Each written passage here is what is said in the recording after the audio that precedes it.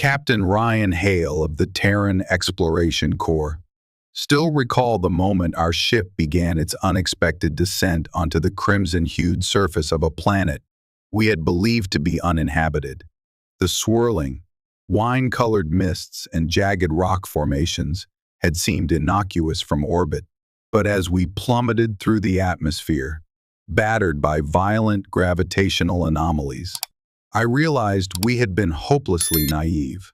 Our vessel, the Aurora's Pursuit, had left Earth on a mission to chart unknown reaches of space. We were a small crew, no more than 24 men and women, all dedicated explorers, each with a story to tell and a future we hoped to secure by unveiling the secrets of uncharted planets. But fate, it seemed, had different designs for us. Alarms shrieked throughout the cockpit. My co-pilot, Lieutenant Ellis, struggled to keep us level as we spiraled downward, the engines bursting into flickering flames beneath the relentless atmospheric friction. The planet's strange gravitational fields wrenched the ship off its normal course, and all attempts at restabilizing the craft proved futile. In those frantic moments, I felt a jolt of terror in my stomach, a dreadful certainty that we would not land but rather crash. The fields below stretched wide with patches of dense vegetation, but their color was shockingly red, an uncanny hue that reminded me of a sea of blood. As the craft tore through layers of swirling dust, we came into contact with the ground in a violent explosion of metal, flame, and shrieking wind. I lost consciousness for a time, my final memory being the cockpit's windshield shattering inwards, spraying shards into my flight suit. The noise of rending steel was near deafening, drowning all else in that catastrophic moment. When darkness took me, I was half certain I would never wake again. Yet awake I did, with my eyes fluttering open to find the sky a swirling vortex of lavender and gold, as though dawn on this planet were comprised of colors Earth had never known. My temples pounded, my body ached, but I forced myself to push up from the shattered console. An acrid stench of burnt wiring stung my nostrils. Sparks dripped from overhead cables. The ship's hull was rent in multiple places, letting in murky daylight that illuminated the devastation. "Ellis," I croaked. My voice sounded alien in my own ears, throbbing with pain. I tried to crawl toward my co-pilot's seat, only to find it empty. Part of me dreaded seeing the body, but emptiness was also ominous. Where had Ellis gone? I checked the small corridor that led to the passenger hold. Bodies were strewn across seats. Some harnesses snapped, the passengers lolling in a grotesque display of broken limbs.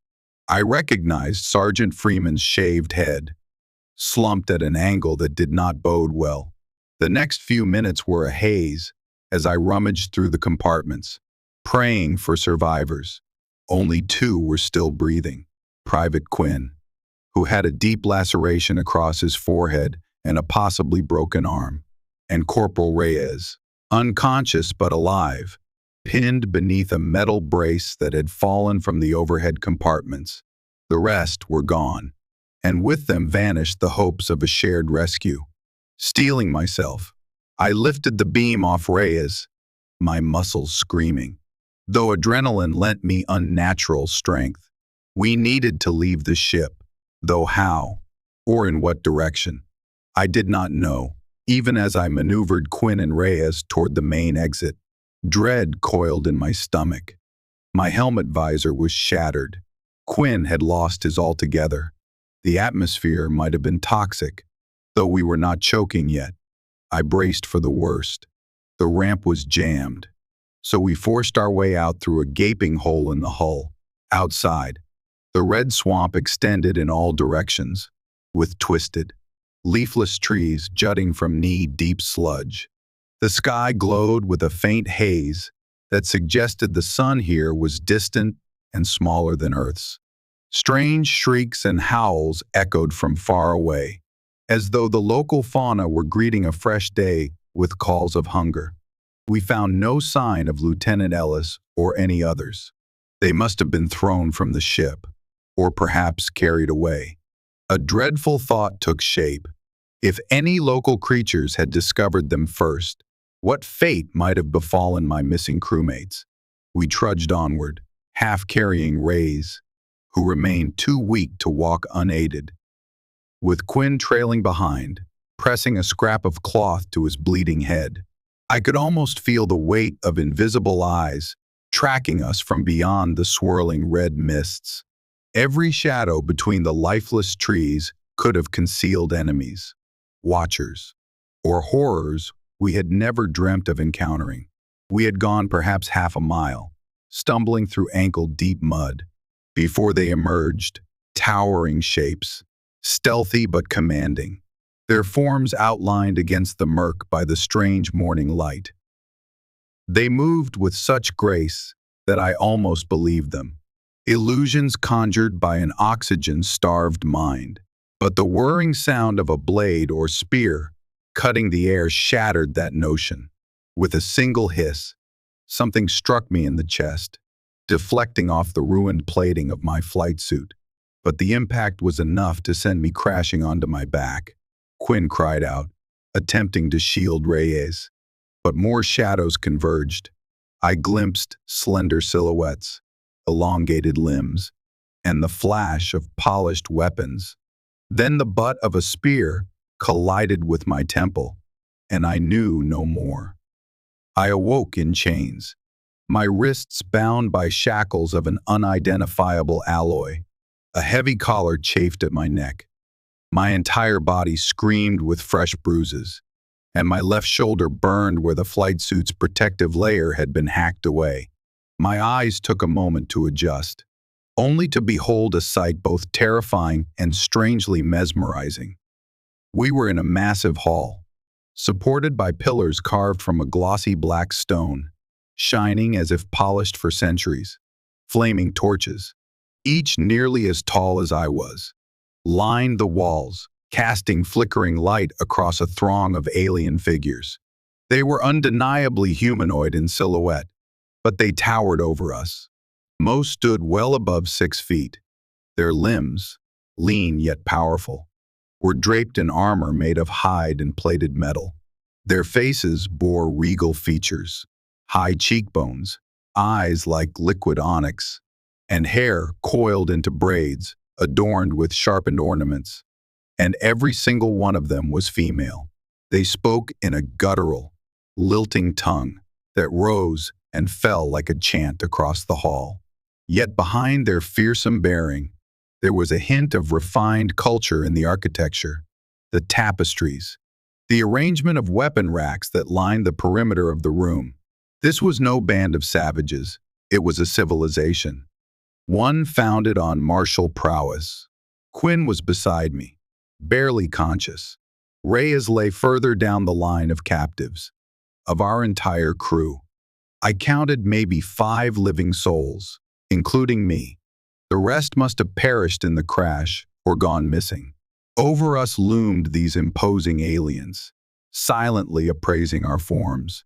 I heard a word repeated several times, Zara, Zara.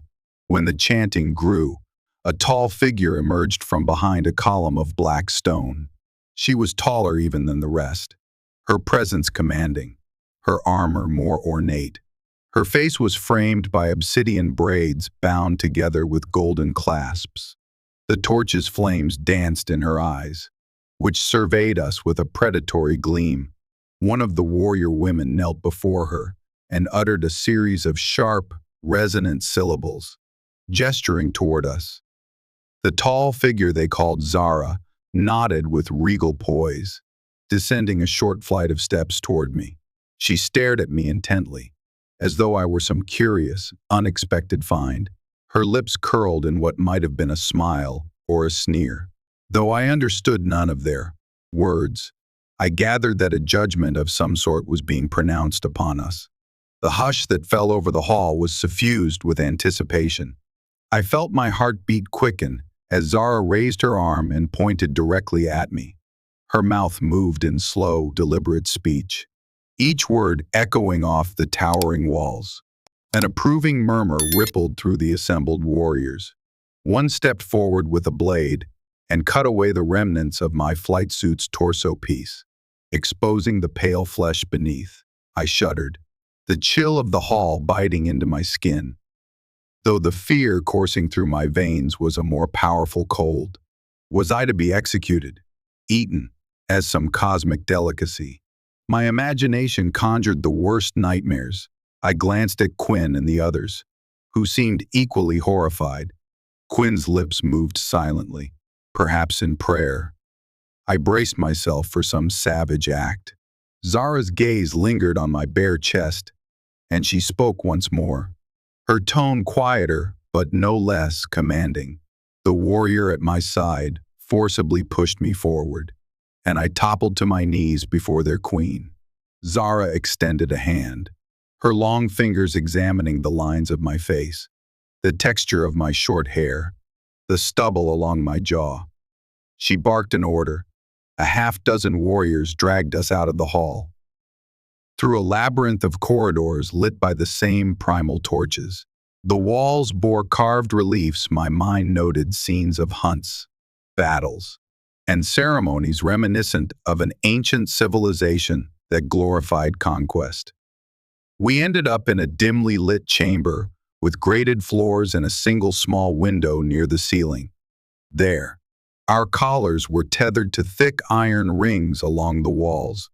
When the alien warriors left, slamming the heavy door behind them, I was left listening to the ragged breathing of my surviving crewmates.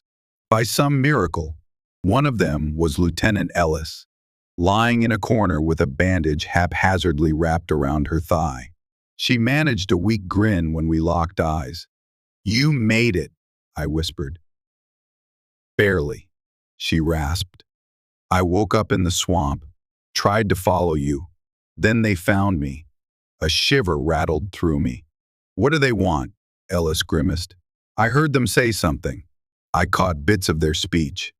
"They speak in partial codes. Possibly they hunt sentient creatures. Ryan, we might be livestock for them." Quinn let out a sob, his voice cracking. "What do we do, Captain?" My mind reeled, spinning with half-formed plans. Our situation was dire. We were unarmed, locked in an alien fortress, surrounded by these warrior women who saw us as prey or prisoners, perhaps both. Yet in those bleak moments, I found a spark of defiance. We were still alive, after all, and that meant there was a chance, however slim, for escape. "We survive," I said quietly but firmly, "and we wait for an opportunity." No one spoke further that night. The howling of alien beasts outside the fortress walls drifted to our ears, accompanied by the occasional distant cry of something that sounded half-humanoid. My exhausted body finally succumbed to slumber, though fitful and haunted by visions of spear-wielding shadows in the red swamps. Morning arrived in the form of faint gray light through the tiny window. Our meager rest was shattered by the door crashing open. Several warriors strode in, unhooking the chains that bound us to the wall. They barked guttural commands, urging us forward with sharp prods of their spears. We shuffled along a corridor until we emerged into an open courtyard surrounded by towering walls of black stone. At its center stood a massive ring, like an arena. Rows upon rows of those warrior women crowded the stands, all eyes fixed on us. Zara, resplendent in a cape of shimmering fabric, sat upon a raised dais at the far side. Her expression was impassive, yet a faint glimmer in her eyes betrayed excitement. Some primal ritual was about to unfold, and we were its participants, willing or not. A hush settled across the arena. Zara stood, arms spread wide, and began a speech in her alien tongue. Her voice rolled across the assembled crowd like thunder, eliciting cheers and roars of approval. Though I could not decipher her words, I sensed the import. The hunt is about to begin, and these new captives are the quarry. The ground beneath our feet was a hard-packed surface dusted with sand. The gates at the far end groaned open, revealing a corridor that extended into darkness. We were shoved forward, prodded to run, my heart hammered.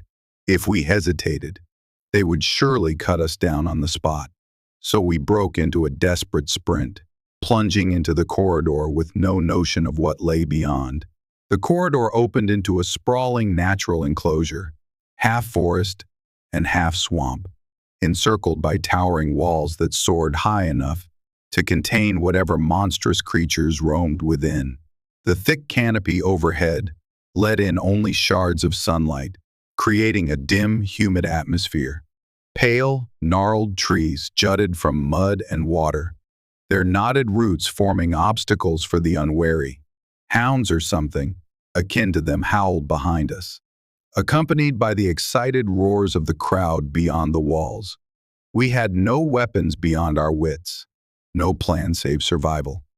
Quinn limped, his bandage poorly secured around a battered leg, but he pushed on, fear lending him strength. Ellis clutched her side, the bandage around her thigh seeping crimson. I wanted to help them, to support them, but the urgency to keep moving was overwhelming. We sloshed through murky water, pausing only to peer over our shoulders. The shriek of horns echoed from somewhere above. Then a section of the wall slid open, releasing the first wave of pursuers. They were bipedal beasts, vaguely reptilian, each with a slender torso, elongated jaw, and razor-sharp claws. Their scaly hides shimmered in hues of green and bronze. Harnessed at their backs were carved metal plates, suggesting the aliens had domesticated them. From hidden vantage points high on the wall, I glimpsed the glint of eyes dozens, perhaps hundreds of spectators.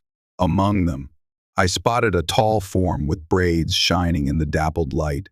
Zara was observing us from above, her lips curved in a faintly amused smile as she watched the chase begin. The reptiles rushed forward, throaty snarls filling the air.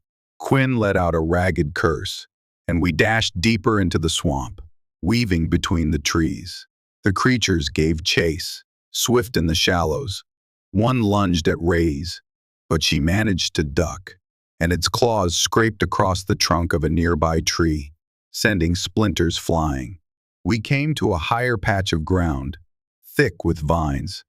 I grabbed a fallen branch, sharp at one end, brandishing it like a makeshift spear. Ellis did the same with a broken tree limb. The reptilian beasts circled us, apparently cautious despite their savage appearance. Perhaps they were used to cornered prey lashing out. In a blur of movement, one pounced at me, jaws snapping. I thrust my makeshift spear forward, piercing its scaly hide. It shrieked and recoiled, thick ichor oozing from the wound. The others hissed, uncertain. Meanwhile, Reyes slammed her own stick against another creature's flank, forcing it to back off. Quinn, holding a jagged rock, tried to stay upright as blood trickled down his leg. I felt a brief surge of hope. Perhaps these beasts were not as invincible as they appeared. But that hope dimmed when the pounding of footsteps reverberated behind us. A fresh wave of pursuers had entered, the alien warriors themselves, brandishing nets and spears, agile as panthers. Their skin gleamed with sweat in the humid air, and their eyes burned with the thrill of the hunt. We found ourselves trapped between the reptilian beasts and the armed warrior women. Our hearts thundered in our chests. Death felt imminent. Then, with a series of sharp whistles, one of the aliens called off the reptiles. The creatures slunk away, hissing, as though well-trained. I realized then that we were not simply to be ripped apart. We were sport, and they had further plans for us.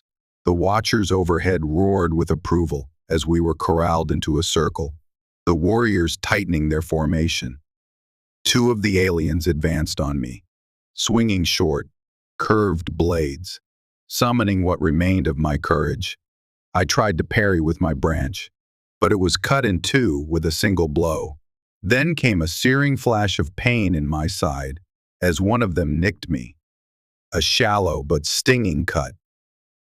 Fueled by desperation, I lashed out with my elbow, striking one warrior in the jaw. She staggered back, more from surprise than force, but it gave me a moment's advantage. I wrested her blade from her grip, only to have a second warrior strike me from behind. Something hard smashed into the back of my skull. Darkness beckoned once more. When I came to, I was alone in a small clearing. My ankles were bound. The faint echo of a triumphant chant drifted through the artificial jungle. A shadow fell across me, Zara. Her armor glimmered in the dim daylight. She knelt, her expression a curious mixture of victory and something more inscrutable. Lifting my chin with one hand, she studied me with those intense onyx eyes. Her other hand grazed the shallow cut on my side, and she let out a soft exhale. Though I did not understand her words, I sensed approval. In that instant, I knew I had become more than a faceless captive. I was now a subject of her interest, an oddity that had managed to fend off her beasts and wound one of her warriors. Perhaps that made me valuable. Perhaps it sealed my doom. Either way, we were still trapped, and the next stage of our captivity would prove no less dangerous.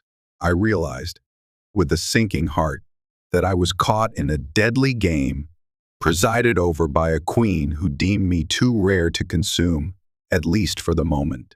They returned me to the fortress. My wrists were bound once more, though I noticed the collar around my neck had changed. This new one bore inscriptions or symbols, as though it signified a higher status than mere livestock. My open wounds had been hastily dressed, the stinging salve reminiscent of herbal concoctions rather than advanced medicine. Yet, to my astonishment, the pain dulled and the wound began to heal faster than expected. In a different cell, large enough to walk about in, I found a bowl of water and a plate of some alien roots or tubers that smelled faintly sweet. As hunger gnawed at me, I forced down a few bites. My stomach turned, unused to the strange food. But after a moment, my body accepted it. It was not exactly sumptuous fare, but better than starving. Days blurred into one another. Periodically, guards arrived to escort me down winding corridors. Each time, we passed murals that depicted hunts of colossal beasts, or possibly other alien species. I glimpsed depictions of humans in a few carvings, though they were stylized, with large eyes and elongated limbs. That unsettled me, for it implied these warrior women had encountered humanity or something like it before. They tested me in various ways. One day, they placed me in a small arena with a bizarre insectoid creature, its mandibles clicking menacingly. Zara observed from a balcony, along with a few of her retainers. A single spear was provided, a crude thing, but better than nothing. The insectoid charged, hissing. I narrowly avoided its snapping mandibles, jabbing the spear into a joint near its thorax. With determination, I managed to bring it down, though I emerged with a gash on my arm. Zara seemed pleased. She uttered a single command, and I was allowed to leave the arena. Another day, they placed me against one of their own warriors, an agile fighter named Jakara. If I read the nameplate on her breast correctly, she wielded two short blades, demonstrating skill far beyond my rudimentary training. Yet I fought with raw desperation, learning from each dodge and feint, forcing her to respect my surprising resilience. I lost, inevitably, disarmed and pinned to the ground. But I had lasted longer than expected. When I glanced up at Zara's dais, I caught a faint nod of approval. Whatever twisted plan she had for me, it was not yet complete. Other forms of testing were more psychological. They would force me to stand in a circular chamber, subjecting me to illusions or hallucinatory lights that dazzled my senses. Perhaps it was some form of mental infiltration, attempts to unravel my memory or glean knowledge of my origins. I stubbornly clung to images of Earth, reciting the names of continents in my mind, the lines of my oath as a Terran officer, anything to keep my sense of self intact. I gleaned fragments of their language during my captivity, words for hunt, war, queen, and food, among others, repeated often. They referred to me with a term that sounded like raw go, which might have translated to strange male or perhaps odd prey. At first, I tried not to speak, not wanting to give them more than they could extract by force. But eventually, I started repeating their words, curiosity overcoming my caution. A guard rewarded me with an approving grunt when I correctly pronounced a phrase that roughly meant I fight.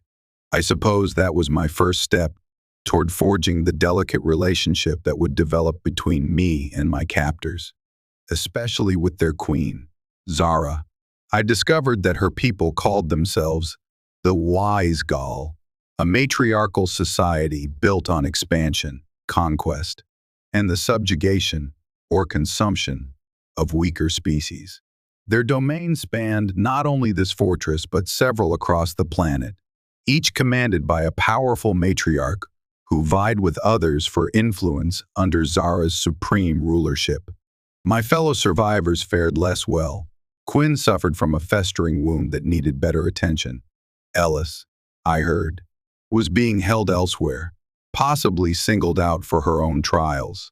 Reyes had vanished after the arena encounter, and I feared the worst. Sometimes, I heard echoes of screams in the night, haunting me in my restless sleep. One evening, as I sat in my cell, gazing through the barred window at an alien moon, the door opened. 2 guards entered, flanking a slender figure I had not yet seen, a Yizgal woman, shorter than most, dressed in robes rather than armor. She carried a small case of instruments. Without a word, she knelt beside me and examined the gash on my arm. She applied a pungent salve, the same one that had accelerated healing before. My breath caught as the wound's pain eased. Even as my mind reeled with suspicion, she murmured a soft phrase, something I interpreted as, "Be still, I help." Though I feared a trick, I complied. She bandaged my arm, tested my pulse, then set about removing the collar from my neck. When it clicked open, she replaced it with a new one, more ornate, embossed with spiraling patterns. My skin crawled as the metal touched me, but the robed woman's manner was gentle. Zara's voice drifted in from the corridor, commanding yet calm. The robed woman snapped to attention, responding with deference. Then, from the shadows, the queen herself stepped forth, arms crossed over her breastplate. She eyed the new collar on me, something like satisfaction glinting in her dark eyes. I tried to muster defiance, but my voice caught in my throat. Slowly, Zara approached. Her hand brushed my forehead, checking for fever. Then she spoke, this time using a phrase I recognized from the murals. "You fight."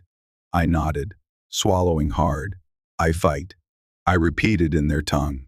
That earned the faintest of smiles from the queen of these warrior women. In that moment, I sensed a strange shift. Though still a captive, I had passed some threshold. I was no longer the nameless, worthless prey I had been upon arrival. There was intrigue in Zara's gaze, mingled with caution. This was a dangerous queen, but she saw value in me, and if I were to survive, I would have to harness every advantage I could find, forging alliances even in the darkest corners of this alien realm. Zara summoned me the next morning to her private throne room, a smaller yet more lavish chamber than the public hall where I had first been displayed. My new collar was tethered with a long chain, which a guard held firmly as we walked. The air smelled of pungent incense, swirling in lazy coils around tall braziers. Tapestries of hunts and conquests adorned the walls, and at the chamber's center, on a raised platform, stood Zara. She wore elaborate armor decorated with gold filigree, highlighting her authority. A slender sword hung at her hip, and her braids were arranged around a circlet of black metal that glistened in the torchlight. Her posture was regal, her expression unreadable. A group of Yizgal advisors stood to one side, quietly conferring. Among them was the robed healer who had tended me the night before. Another was a warrior with scars tracing her cheek, eyes cold as obsidian. They parted as I approached, revealing Zara, who lifted her chin to regard me. She spoke, her voice echoing in the enclosed space. Her speech was punctuated by gestures to me, to her people, and to an ornate tapestry behind her that depicted a cosmic scene, a black star radiating lines of power upon the figure of a crowned queen.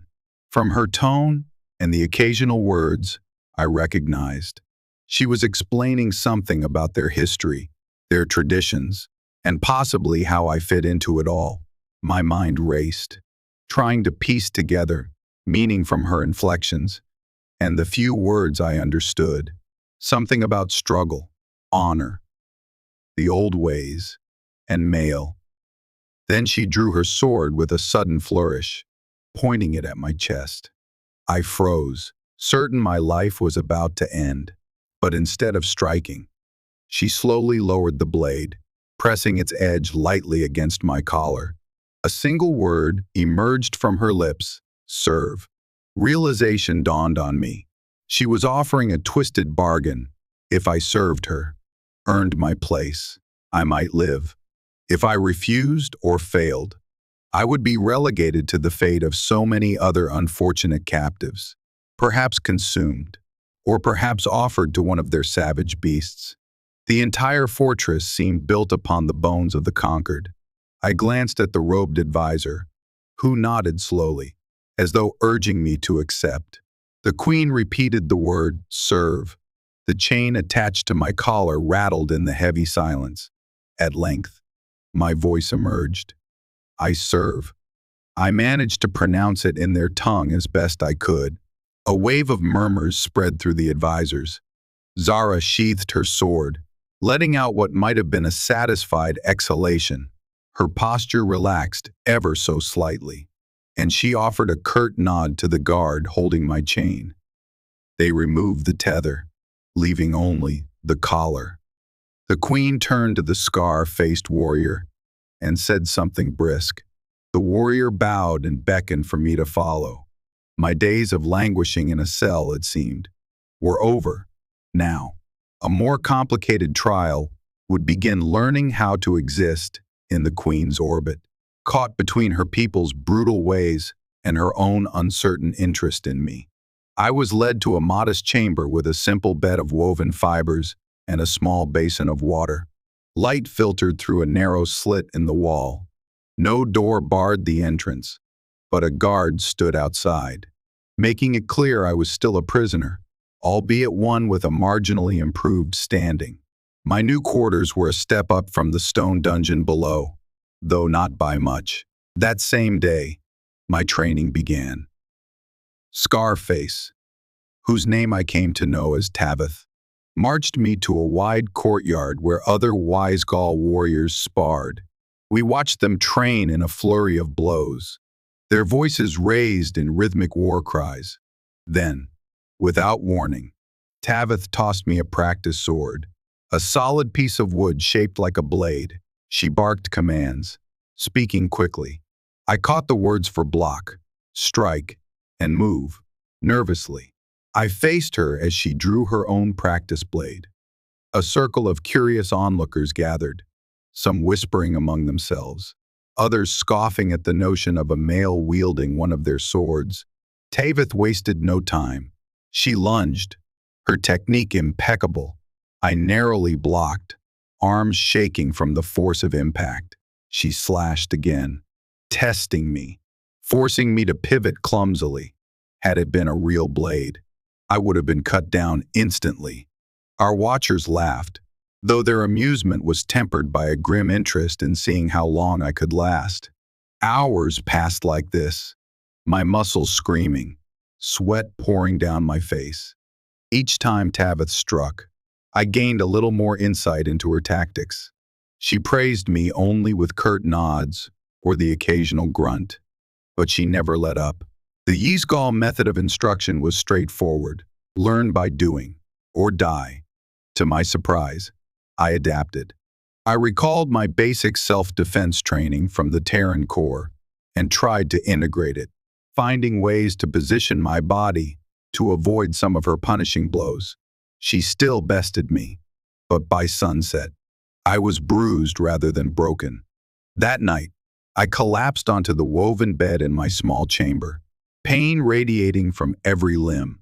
Before exhaustion claimed me, I stared at the flicker of torchlight on the wall, pondering how I had fallen into this predicament, once an explorer among the stars, now a captive forced to learn the arts of war from a predatory alien queen. Yet, amidst the despair, a small kernel of determination remained. If I could master their techniques, learn their language, and earn their respect, perhaps I could use that to negotiate for my fellow survivors or even orchestrate an escape. Zara might see me as a curiosity or a plaything, but I intended to prove more than that. In the crucible of this savage society, I would forge a chance to save us all, or die trying. The days melded into a harsh routine of training, menial labor, and occasional audiences with Zara. She seemed to take a curious pleasure in witnessing my progress, occasionally offering pointers in her language, while I sparred under Tavith's watchful eye. Though I struggled with the complexities of Yizgal speech, my vocabulary grew slowly but steadily. I discovered that Tavith held a prominent position within Zara's inner circle. She was a champion fighter who had earned her rank through countless hunts and battles. Her scar was rumored to be from a duel with Zara herself, though no one dared speak of it openly. Whenever we trained, her approach was relentless. But after the bruises of the day's sparring, she would sometimes toss a small piece of fruit my way or grunt a single word of encouragement. It was not warmth by human standards, but it was something close to camaraderie in this alien stronghold. I also encountered the robed healer a few more times. She was called Serena, and though she rarely spoke to me, her touch was gentle when applying salves or checking my vital signs. She seemed younger than the other advisors, her eyes reflecting a quiet compassion unusual among the Yizgal. One evening, I finished my training early and wandered into an open courtyard where a handful of older Yizgal men, rare in this matriarchal world, tended to horticulture. They were dwarfed by the towering warrior women, and their demeanors were subdued. They worked with a variety of alien plants, extracting oils and pulping roots for medicinal uses. Seeing me, one of them cautiously gestured for me to help with a bundle of leaves. Grateful for a task that did not involve swords, I joined him. He spoke in halting phrases, mixing Yizgal words with hand gestures. I gleaned that he was something akin to an herbalist's assistant, that he had been spared in hunts because his skill with plants was deemed valuable. The Yizgal did not discriminate in their conquests. Many enslaved men were from other worlds entirely, forced into subservient roles as laborers or crafters. This opened my eyes to the broader scope of Yizgal dominance. They were not a small tribe of huntresses on an isolated planet. They were an empire that spanned multiple worlds, capturing and enslaving those deemed weak or unworthy, while revering strength above all else. That realization left me chilled. Earth was vulnerable if the Yizgal ever discovered its coordinates. When at last I felt ready to retire, I attempted to find my way back to my chamber unescorted. Though the fortress was a maze of corridors, the stone hallways flickered with torchlight, throwing dancing shadows across carved walls. I turned a corner and nearly collided with a group of warriors leading another captive, Ellis. She looked battered, dried blood matting her hair, her flight suit reduced to tattered scraps. But she was alive, our eyes locked, and in that instant, we both froze. One of the guards barked an order, shoving her forward with a spear. Ellis stumbled, but I caught her before she fell. The guard advanced on me, spear raised, but a familiar voice cut through the tension. Tavith stepped forward from behind the group, barking a curt command that halted the guard's aggression. She then looked at me, then Ellis, and grunted something that amounted to move on.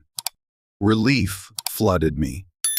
Though I dared not show too much emotion, Ellis managed a weak smile as she was pushed along the corridor. I followed, accompanied by Tavith. The path led us to an isolated chamber, where the guards stationed Ellis behind locked bars reminiscent of a cage. When I tried to protest, Tavith silenced me with a glare.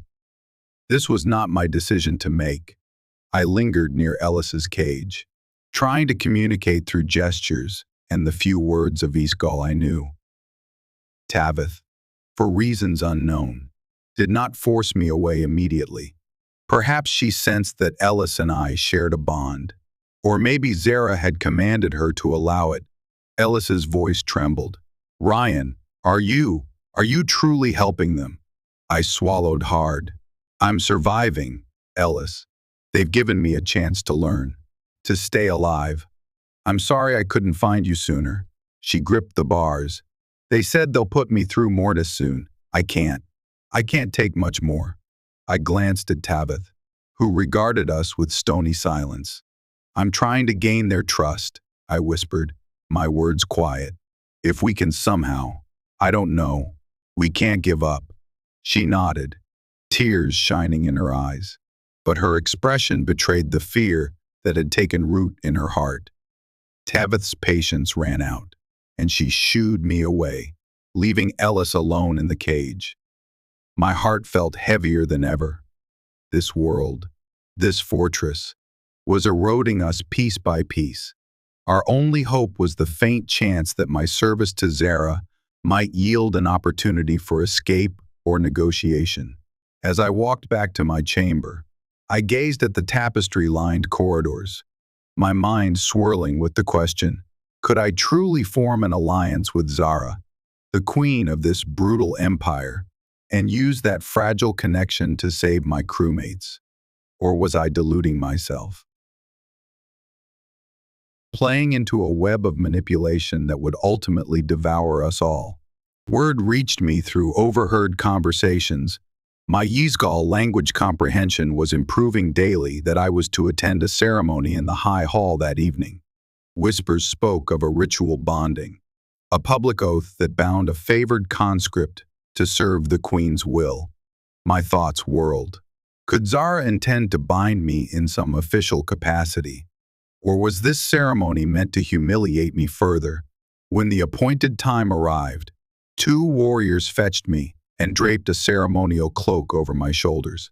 The cloak, a deep blue fabric embroidered with swirling silver lines, weighed heavily, both physically and metaphorically.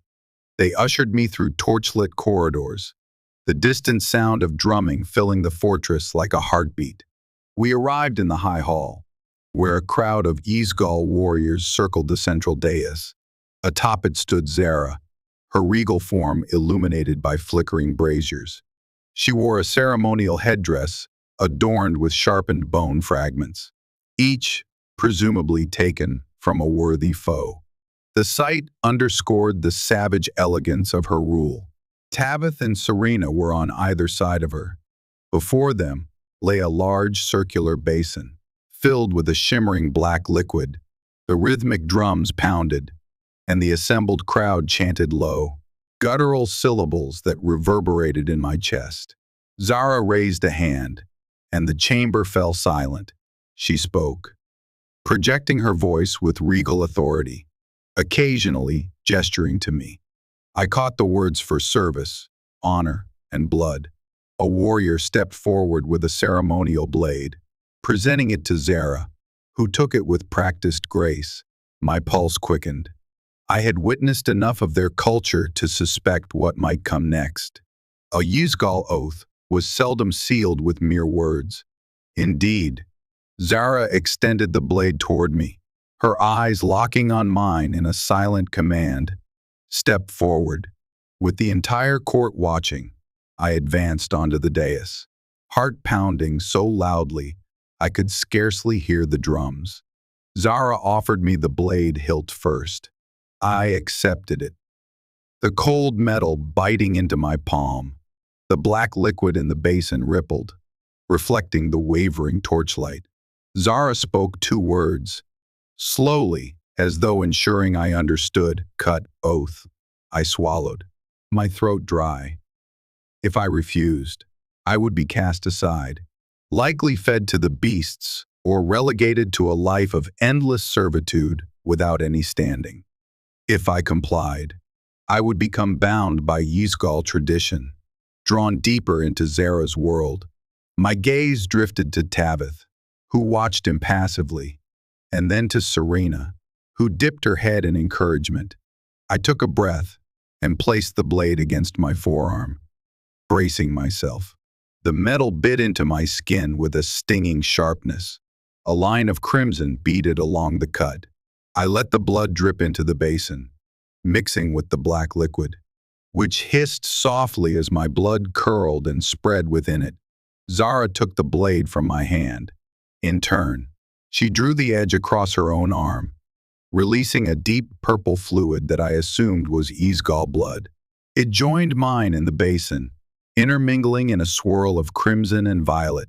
The crowd exhaled in unison, chanting their acceptance of this shared ritual.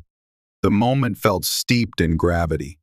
My blood, now mingled with Zara's, symbolized a bond between captive and queen, predator and prey. Zara placed one hand over the basin, then reached for my arm, guiding my hand to hover alongside hers. We locked eyes, and I sensed an unspoken vow passing between us. Strength recognizes strength. We are bound by an oath that defies our differences. Cheers and ululations erupted from the surrounding warriors as Zara raised our joined hands high. The drumming intensified, then ceased altogether, leaving the chamber reverberating with the echo of that final beat. For better or worse, I had just pledged myself to the queen of the Yuzgal. Without ceremony, Zara released my hand and beckoned me to follow her. We wove through the crowd, which parted like a tide. I felt a mixture of awe and dread from the warriors' gazes, as though half of them respected the ritual, while the other half resented a male and off-worlder being elevated to such a rank. We arrived at a smaller alcove, draped with heavy curtains. Inside, a table of dark stone stood laden with jars and vials of pungent oils. Zara indicated that I should sit. I obeyed, still lightheaded from the ceremony and the loss of blood. Serena joined us, carefully cleaning and dressing the cut on my arm. Then the queen herself spoke quietly, her tone lacking the theatricality she displayed in public. "Serve me well," she said in Yuzgal, each syllable clipped and precise. "I protect you. Fail me." She drew her finger across her throat in a universal gesture. I nodded, managing a halting reply. "I serve." The words felt foreign yet crucial, as though they might buy me time, or perhaps a chance to aid my crew. In that chamber, the line between captivity and alliance blurred. The queen now claimed me as her sworn champion, a position both precarious and potentially powerful. Though I still dreamed of escape, a new part of me recognized that the path to freedom might pass through the queen's favor. If I could prove my worth, I might sway her to spare my people, or at least reduce their torment. My soul wrestled with the moral implications. Was one betraying my Terran oath? Or was this the only viable way to keep my friends alive? When Serena finished treating my wound, Zara lifted my chin, her dark gaze roving across my features, as though scrutinizing the sincerity of my intentions. Satisfied, or at least accepting, she turned and strode from the alcove, the train of her ornate robe whispering across the stone floor. I followed, my newly acquired status symbolized by the blood oath. The fortress walls closed around us as we re-entered the torchlit corridors, the chanting from the high hall still echoing in my ears. I carried the weight of that oath within me, knowing that from this night onward, my destiny would be bound to Queen Zara's, for good or ill. Over the following weeks, my life within the fortress changed. My collar no longer marked me as mere prey, but as a sworn retainer, a male champion to the queen, a role so unusual that the fortress buzzed with rumors. Warriors who once regarded me with contempt now offered grudging respect, or, at the very least, curiosity. Some still spat at my feet, but Tavith's watchful presence deterred overt hostility. Training escalated. Tavith and I sparred daily, pushing my physical limits. She criticized my clumsy footwork in the Wisegal tongue, commanding me to refine my stance or risk humiliating the queen. My body grew leaner, my reflexes sharper. Occasionally, Zara observed from a balcony, nodding in approval when I executed a new maneuver correctly. Between rigorous sessions, I explored more of the fortress's labyrinthine depths. Guards stood vigil at every corner, but the collar I wore apparently granted me the freedom to roam within reason. I soon discovered hidden corners where enslaved men from other species toiled, crafting weapons, weaving clothes, or tending livestock. Their faces were etched with defeat. Some wore scars of old punishments. None dared speak openly in the presence of the guards. Once, however, I encountered a pair of them, an elderly man and a younger fellow speaking in hushed tones in a secluded storeroom. They froze when they saw me, expecting condemnation or worse. Instead, I knelt and whispered that I was not one of the Queen's enforcers, that I sought only to learn if any among them dreamed of escape. Their eyes flickered with cautious hope. The younger man took a step forward, opening his mouth to speak, but the elder clamped a hand over his companion's arm. He offered a curt nod of acknowledgement, then ushered the younger man away. A silent promise lingered between us. We shared a desire for freedom, but such secrets could cost us our lives. That night, as I lay in my modest quarters, I recalled the Terran Corps' vow never to abandon a comrade. My first loyalty was to Ellis, Quinn, and any other survivors of the Aurora's pursuit, but a creeping sense of responsibility stirred in me for the countless others trapped under the Yizgal yoke. Could I find a way to help more than just my crew, or was that an unattainable dream? My musings were interrupted by an unexpected visitor. Serena slipped into my chamber, her robed figure barely discernible in the torchlight. She raised a finger to her lips, signaling silence, then produced a small parchment-like scroll from within her robes. Unrolling it, she revealed a rough sketch of star systems, lines drawn between them, trade routes, or perhaps conquests. She tapped one star in particular, then pointed to me. Her meaning was clear. Is this your home system? The question jolted me, and I realized how dangerous it was. If I revealed Earth's location, the Yizgal might set their sights on our planet. Yet Serena's manner was urgent, as though she feared for me more than she sought conquest. I shook my head firmly, feigning ignorance. She frowned, then traced a symbol near the star. It resembled a stylized planet engulfed in flames. She whispered a few words in Yizgal that I only partly understood: conquered, destroyed. No more. A chill ran through me.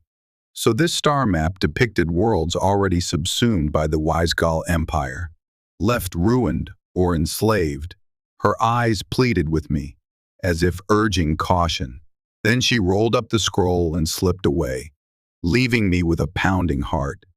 I suspected Serena wanted me to understand the magnitude of Zara's reach, or perhaps that she was searching for a means to spare me from becoming a footnote in the Empire's annals. Either way, I realized the precarious position I occupied. Zara might see me as special, but her empire's hunger for domination was insatiable. Despite the dangers, a tiny ember of rebellion sparked within me. I vowed that I would not yield Earth's location, no matter what, and if circumstances allowed, I would do everything in my power to sabotage any attempt by the Yizgal to seek out my homeworld. My oath to Zara might keep me alive, but my deeper oath remained to humanity.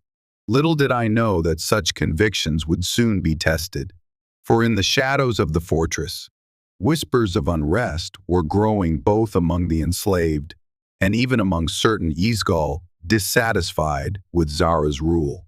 I had yet to discover the true depths of that schism, or how it might offer me a path toward freedom. I learned that not all Wisegal were as dedicated to their queen's ambitions as they appeared. One late afternoon, after a grueling training session with Tavith, I was tending my bruised hands by soaking them in a basin of cool water when a shadow fell across the doorway. Scar-faced Tavith gave a slight nod, indicating I had a visitor. Leaning in the archway stood a tall warrior, her armor adorned with intricate designs reminiscent of swirling flames. Her eyes were a pale, icy green, a striking contrast to the dark hair braided around her shoulders. She seemed older than Tavith, with an air of seasoned authority. "I am Valry," she said, in accented standard my own language, surprising me. Long ago, I dealt with off-worlders who taught me some words. I rose, wincing as my bruised knees protested. "You speak my language, a little," she replied, her mouth curving in a wry smirk. "And I learned quickly. The queen extends her favor to you, but that does not mean you are safe." I narrowed my eyes. "Why do you say that?" Valry glanced at Tavith, who stood guard near the door, but her attention soon returned to me. "Zara's leadership is not without rivals. Some wish to see a more forceful expansion. Others prefer a different approach." She paused. "There are also those who resent any male-holding status above menial labor. They consider you an affront to tradition." I swallowed. "So I've heard. It's not exactly subtle, the way they glare at me." Valry stepped closer, her posture calm yet poised for sudden movement, like a predator that might strike at any moment. "You fascinate the queen. That might shield you from immediate harm. But if the balance shifts, you will be a convenient scapegoat, or a trophy. If a rival queen from another fortress decides to test Zara's might." My temples pounded at the mention of multiple fortresses, each ruled by its own queen. "I appreciate the warning, but what do you want with me?" She let out a low breath. "I am curious. You have displayed surprising resilience and cunning. Some in this fortress suspect you have come to sow discord, to upend our ways. Others simply see you as a prisoner turned pet. I want to know if you harbor any grand ambitions like sabotage or revenge." Her forthrightness startled me. I weighed my options. Valry spoke my language, which meant she was dangerous. If she shared my words with the wrong ears, I could lose what little protection Zara's favor afforded. Yet her willingness to approach me privately suggested she might be more than a mere zealot. "I want to survive," I said at last, "and to keep my people from harm." Valry studied my face as though appraising the truth of my statement. "Zara may use you to prove her dominance to her rivals. Tread carefully." With that cryptic advice, she left. Tavith watched her exit, then gave me a stern look that implied our session was not yet concluded. I resumed soaking my aching hands, my mind racing. Valerie's words had confirmed a suspicion that Zara's empire was not monolithic. Internal factions and rival queens existed, each vying for advantage. The question was whether I could leverage these divides to my benefit. That night, I lay in bed, pondering Valerie's warning. Before drifting off, I considered the possibility that she or others might approach me in secret, hoping to spark a rebellion or to test my loyalty. If that happened, would I ally with them, or would I cling to Zara's protection? In truth, I did not trust Zara, but the oath I'd taken meant I couldn't openly defy her without risking my life and the lives of my surviving crewmates. I felt like a pawn on a cosmic chessboard, each move carrying lethal consequences. One morning, Zara summoned me to the fortress ramparts. I arrived to find her gazing out over the crimson marshes that stretched beyond the fortress walls. A light breeze stirred the braids of her hair. She turned as I approached, eyes filled with a contemplative glimmer. "You adapt well," she said, in measured standard, her accent thick but comprehensible. It was one of the rare occasions she attempted my language. Perhaps Valerie's example had influenced her. "The day is good. We hunt." My heart raced. Another hunt, like the one in the arena, or something else entirely. She handed me a short spear and pointed beyond the marshes, where I saw shapes moving large, lumbering creatures that resembled reptilian buffalo. A hunting party stood ready, some mounted on the trained reptilian beasts I had previously faced. Others held crossbows or spears of alien design. I scanned the group and saw Ellis among them. She looked gaunt and worn, but still standing. My pulse quickened with worry, though I tried not to show it. Why would Zara bring Ellis along on a hunt? Was she to serve as bait, or as a test of loyalty for me? Zara led the way, descending a flight of stone steps to a gate that opened onto the swamp. The hunting party fanned out in a disciplined formation, the warriors adopting roles with practiced efficiency. I remained close to Zara, unsure of how else to proceed. Mud sucked at our boots as we trudged through the marsh, the hum of alien insects filling the heavy air. Vines hung low from twisted trees, and every so often, a reptilian hiss broke the uneasy calm. The hunt's target soon appeared, a massive quadruped with plated scales and curved tusks that glowed with a faint bioluminescence. It lumbered through the mud, oblivious to our presence. Zara raised a fist, signaling the party to halt, then motioned for me to move forward with two of her warriors. I swallowed hard. Were we to take down that beast with just spears? The other two warriors grinned, evidently relishing the challenge. One whispered something to me, in Yizgal, that I understood as "stick close. Don't fail." Encouraging. In its own savage way, we crept closer. The beast snorted, swinging its massive head. Our approach was slow, methodical. On Zara's command, the warriors hurled their spears, striking the creature's flanks. It bellowed in rage, thrashing about. My moment had come. I aimed carefully for the exposed underside of its neck and threw my spear with all my might. The spear struck true, embedding itself near the jugular. The creature roared, stumbling. The other warriors rushed in, finishing the job with swift, brutal efficiency. In minutes, the once formidable beast lay still, its blood darkening the scarlet mud. Zara nodded in satisfaction, gesturing for me to retrieve my spear. As I did, I caught sight of Ellis, who watched from a distance, her eyes wide.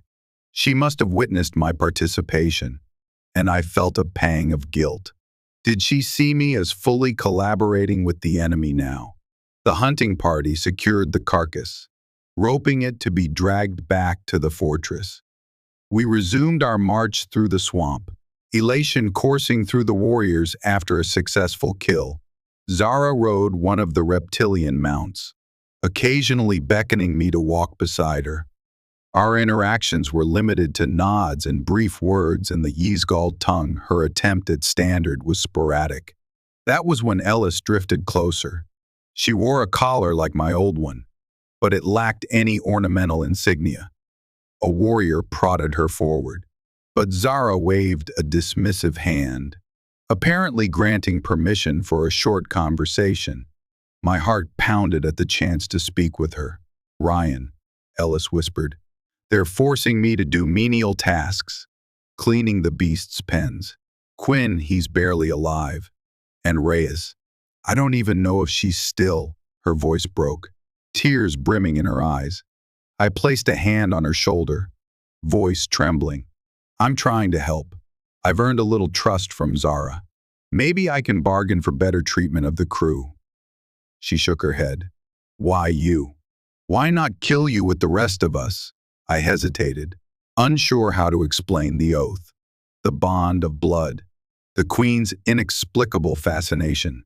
They consider me worthy because I've survived their trials. I'm hoping it gives me leverage. Before Ellis could reply, a warrior barked an order, shoving her away from me. Zara cast a curious glance back at us, then turned her mount, seemingly unbothered. Perhaps she allowed small mercies, like brief conversation. Out of arrogance, convinced that our spirit was already broken, we returned to the fortress at dusk, dragging the kill behind us. Singing and chanting filled the halls as the beast's carcass was butchered and prepared, its various parts intended for feasting, trophy-making, or forging tools. I watched with a cold sense of detachment, refusing to partake in the revelry. Though I had landed the decisive blow, my conscience felt heavier than ever. Later that night, Zara summoned me to her private chambers, presumably to express her approval of my performance. I steeled myself, reminding my frantically pounding heart that this was an opportunity to ask for leniency for Ellis and the others. But when I arrived, she dismissed the guards and studied me with an unreadable expression. "You kill well," she said, voice echoing in the quiet room. I nodded, not trusting myself to speak. My emotions were too raw. She approached, tilting her head. "Why do you not celebrate? Many kills cause joy, triumph." I swallowed. "Where I come from, we don't revel in taking life, even if it's necessary." Her dark eyes narrowed in thought. Strange, but interesting. She stepped closer, resting a hand on my chest, just over the faint scar that remained from a prior battle. "You have strength, yet you mourn." My throat felt dry. "Life has value," I managed to say. Zara's hand lingered, and she seemed to contemplate my words. In that moment, I glimpsed a glimmer of something beyond the ruthless monarch, a spark of curiosity about the alien concept of mercy or respect for life. Yet, just as quickly, her expression hardened. She moved away. "Celebrate or mourn, do as you will. But be ready. More hunts will come, and our battles beyond the fortress loom larger." With that, she signaled my dismissal. I left her chambers, my mind weighed down by the knowledge that war and conquest were as integral to Zara's rule as breathing was to mine. Changing her perspective seemed impossible. Yet the fleeting moments of curiosity and introspection I occasionally witnessed gave me a sliver of hope that perhaps, somewhere within the formidable Queen, there was a capacity for understanding, if not change. I resolved that the next time I saw Ellis, I would do more than just offer comfort. I would try to lay the groundwork for a plan. We needed to find Quinn, Reyes, and any others, and at the very least ensure their survival. Whether that meant forging an alliance with dissenters like Valerie or finding a way to leverage Zara's favor, I could not yet say. But time was running out, and our window for escape or negotiation might close as swiftly as the jaws of a Yizgal beast. In the days following the hunt, rumors rippled through the fortress of a growing rivalry between Zara and another queen named Syraxes. Whispers described Syraxes as a fierce warlord reigning over a neighboring fortress, controlling legions of Yizgal warriors even more ruthless than those loyal to Zara. The corridor talk suggested Syraxes had grown bold, refusing tributes and openly challenging Zara's authority. Valry, who occasionally sought me out for cryptic chats, explained in halting standard that Syraxes deemed Zara's leadership weak due to her indulgence in training a male champion. If Syraxes pressed the conflict, a direct confrontation loomed, pitting fortress against fortress. Tension crackled in the corridors, and the warriors sharpened their blades in anticipation of war. For me, it meant opportunity potentially. If the fortress was engulfed in civil strife, perhaps in the chaos my crew and I could slip away. But orchestrating that required caution. One misstep, and we would be trampled by Yizgal ambitions we only half understood. My daily routine shifted from mere training to patrolling the fortress walls with other warriors, scanning the horizon for signs of Syraxes' forces. One twilight patrol found me alongside Valry, both of us atop the highest rampart. The wind carried the distant roar of alien creatures. Syraxes has scouts in the swamps, she said quietly, her accent still heavy, but her vocabulary improved by necessity. They watch us, measure our numbers. I peered into the red-hued expanse, and if war comes, Valry exhaled, her breath swirling in the evening light, Zara will not yield. She will summon her best. You will fight. I tensed. I want no part in a Yizgal civil war. She turned her gaze on me. You swore an ad oath, blood-bound to the queen. She expects your loyalty. A pause. But I see your face, you want out. You want your people freed. My pulse thudded in my ears. What if I can't keep my oath and save my crew at the same time? Valry's expression softened. Just a flicker. Then choose which matters more, oath to queen or oath to self. I swallowed. Could I do both? She looked away. Perhaps. But you would need powerful allies and a plan. Syraxes' war might be a distraction or a doom. Her words stayed with me. I found myself wandering after my shift, heading to the fortress courtyard where forced laborers toiled. I spotted Ellis among them, hauling crates of dried meat from one storeroom to another. She looked exhausted, bruised, but alive. The guards' attention wavered as I approached with the confidence of a champion. They did not challenge me. Ellis's eyes lit up with cautious hope. I helped her lift a crate, using the moment to speak softly. A war is brewing between Zara and another queen. We might use it to escape. She set the crate down, voice trembling. You're part of them now. They treat you like a prized pet. You fight for them. Guilt stabbed at me. I fight because it's the only way to survive. And possibly help you survive too. You must believe me. Her gaze flicked to the guard, who was frowning in our direction. She whispered, I want to believe you. Quinn is gravely ill. They barely feed us. If we don't leave soon, I'll find a way, I promised, though the words felt hollow without a concrete plan. Still, the intensity in her eyes told me that even a sliver of hope might keep her going. The guard barked, forcing us to resume labor. That night, I tossed and turned in my quarters, mind racked with uncertainty. Any attempt to break out would require knowledge of the fortress's defenses, a means to bypass or overpower the guards, and a safe path through the marshes. Even if we managed that, how would we find a ship or a rescue? One possibility was that the Yizgal possessed spacefaring vessels of their own. After all, they had subjugated multiple worlds.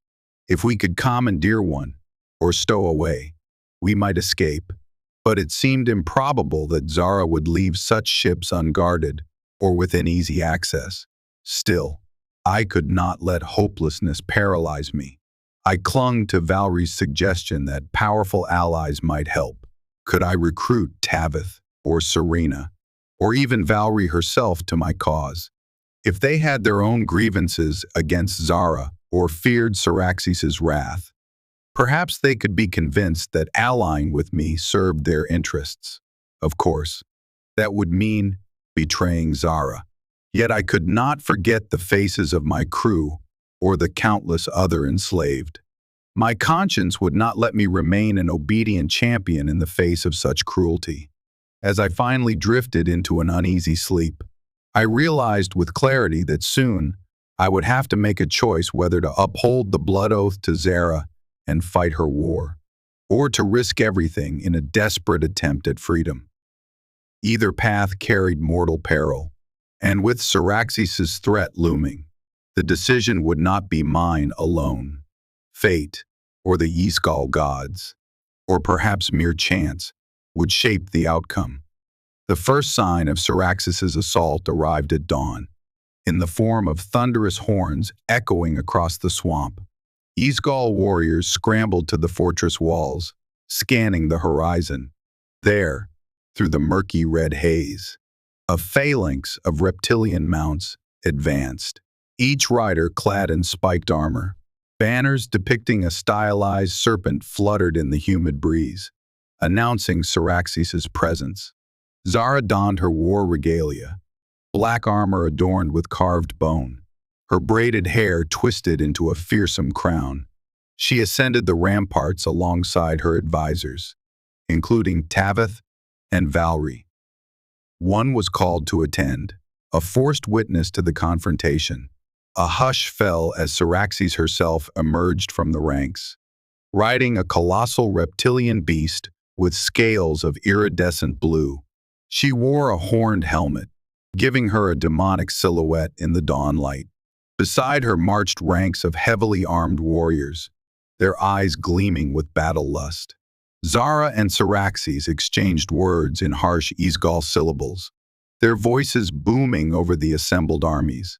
From the cadence, I guessed they were demanding submission, mocking each other's weaknesses, and finally voicing a challenge. Syraxis's sneer was visible even from the wall. She raised her spear, pointing it at Zara, then at me, as though accusing the queen of coddling a male upstart. Zara's face hardened, but she did not let the insult pass. She shouted something that drew roars of approval from her warriors. Immediately, horns blared from within the fortress, summoning every able fighter. Gates opened, and a cavalry of reptilian beasts charged forth, led by Tavith, who wore a grim look of determination. The battle erupted. Syraxis's force surged forward, colliding with Zara's defenders in a chaotic melee.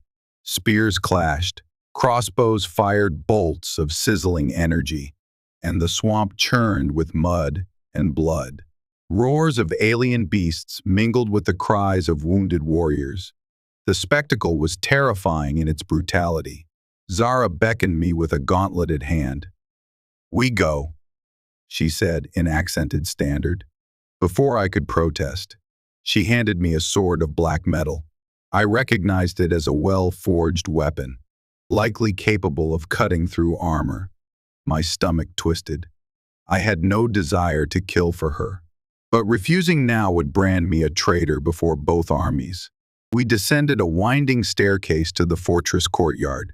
A reptilian mount stood waiting, its saddle crafted from thick hide. Zara swung onto it with practiced ease, then reached down to haul me up behind her. We charged through the fortress gates, accompanied by a dozen elite warriors, heading straight into the fray. Mud sprayed as our mount thundered across the battlefield. Syraxis's warriors parted or fought back, their spears and blades clanging against ours. I clung to Zara, sword at the ready, my heart pounding. When an enemy rider lunged at us, I parried desperately, the force of impact rattling my teeth. In the swirl of combat, I heard Ellis's voice cry out from somewhere nearby. But in the pandemonium, I couldn't see her. The press of bodies and beasts was suffocating. I caught glimpses of Terran captives forced to fight under threat of spears, their eyes wide with terror. They swung makeshift weapons at Syraxis's warriors or tried to flee. Zara spurred our mount onward, pushing towards Syraxis's position. The two queens locked eyes across the battlefield, each determined to settle this challenge in personal combat. When we drew close, Syraxis's monstrous mount snarled, baring rows of serrated teeth. Syraxis aimed a crossbow at us, loosing a bolt that crackled with energy. Zara yanked the reins, causing our beast to lurch sideways. The bolt seared past, scoring the ground. She hissed in fury, brandishing her own spear. I was little more than a passenger, struggling to maintain balance. My mind reeled, torn between an instinct for self-preservation and the moral imperative not to slaughter in the name of a queen who had enslaved my people. With a guttural roar, Zara threw her spear. It arced through the crimson air, piercing Syraxis's mount in the flank. The creature roared and bucked, nearly throwing Syraxis from the saddle. She tumbled to the ground in a graceful roll, quickly regaining her feet. Now dismounted, she glared at Zara, brandishing her spiked sword. Zara leapt down, pulling me with her. The ring of battle parted around them, both armies giving space for their queens to duel. My mind screamed, "This is it if Zara falls. The fortress changes hands. If she wins, her rule solidifies. And I'm stuck in the crossfire either way." The queens circled each other, lethal arcs of steel meeting in flashes of sparks. Syraxis fought with an aggressive ferocity, while Zara relied on precision and speed. Blades whirled, scraping armor and flesh. Blood splattered the muddy ground. The air smelled of sweat, ozone, and fear. At some point, Zara shouted an order to me, motioning to strike Syraxis from behind. My stomach roiled. This was no honorable duel if I interfered. But disobedience could mean my immediate death. Torn, I advanced a step, sword raised. Syraxis saw me, her eyes narrowing in contempt. Then a familiar cry reached my ears, Ellis's voice, much closer this time.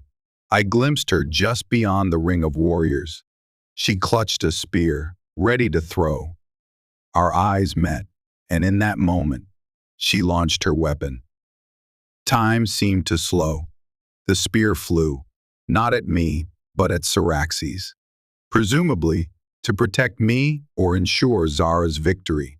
Syraxis twisted aside, the spear grazing her armored shoulder. She snarled, pivoting to slash at Ellis, but I intervened, lunging with my sword. Syraxis blocked me effortlessly, her blade humming with deadly power. Zara seized the opening, driving her sword beneath Syraxis's guard. The rival queen gasped, blood pouring from the wound as she staggered. In a desperate attempt at retaliation, she swung her blade wildly, but Zara sidestepped. Then Syraxis collapsed into the mud. A hush descended on the battlefield. Zara, chest heaving, stared down at her fallen foe. Warriors from both sides seemed stunned by the sudden end to the duel. Then, as if a dam broke, Syraxis's contingent broke ranks and fled, dragging their injured with them, unwilling to fight without their leader. Zara raised her sword high, letting out a victory cry that echoed across the swamp. A roar of triumphant voices answered, and the horizon teemed with retreating enemies. The fortress's defenders exhaled in relief. I stood there, heart hammering, Ellis at my side. Zara turned to us, her gaze fierce. For a moment, I thought she would strike Ellis down for intervening. Instead, she let out a harsh laugh. as though acknowledging how close the duel had been. Blood stained her armor, but her eyes were brighter than I'd ever seen them, a queen victorious, her authority now unchallenged. But in that triumph, a deeper game had just begun. Cyaxares' defeat solidified Zara's rule, likely extinguishing any rebellion within the fortress. The window for my escape might be closing. As the wise Gaul war horns sounded an end to battle, I felt no joy in the victory, only a deepening sense of entrapment. The fortress celebrated long into the night, torches blazing against the crimson sky. Drums and chanting reverberated through the corridors as warriors feasted on roasted meats and drank a pungent brew that reeked of fermented swamp fruits. Cyaxares' death had obliterated the immediate threat, and Zara's dominion stood unassailable for now. I found Ellis resting in a secluded alcove, away from the raucous merriment. Her arms were wrapped around her knees, face streaked with mud and tears. I knelt beside her, unsure what to say. "Thank you," I whispered, recalling how she threw her spear in the final moment to protect me. She shrugged, voice hollow. "I don't even know if I did the right thing. I just acted. But now Zara is stronger than ever." I bowed my head. I know. If Cyaxares had won, it might have been worse, or maybe a chance to escape in the chaos. But it's done now. She looked at me sharply. "Quinn is dying. Did you know that? His wounds fester. He can't eat. Ray is." She broke off, shaking her head. "No one has seen her in days." A lump formed in my throat. "I'll speak to the healer. Serena. She might help, if Zara orders her." Ellis scoffed. "Why would Zara help Quinn?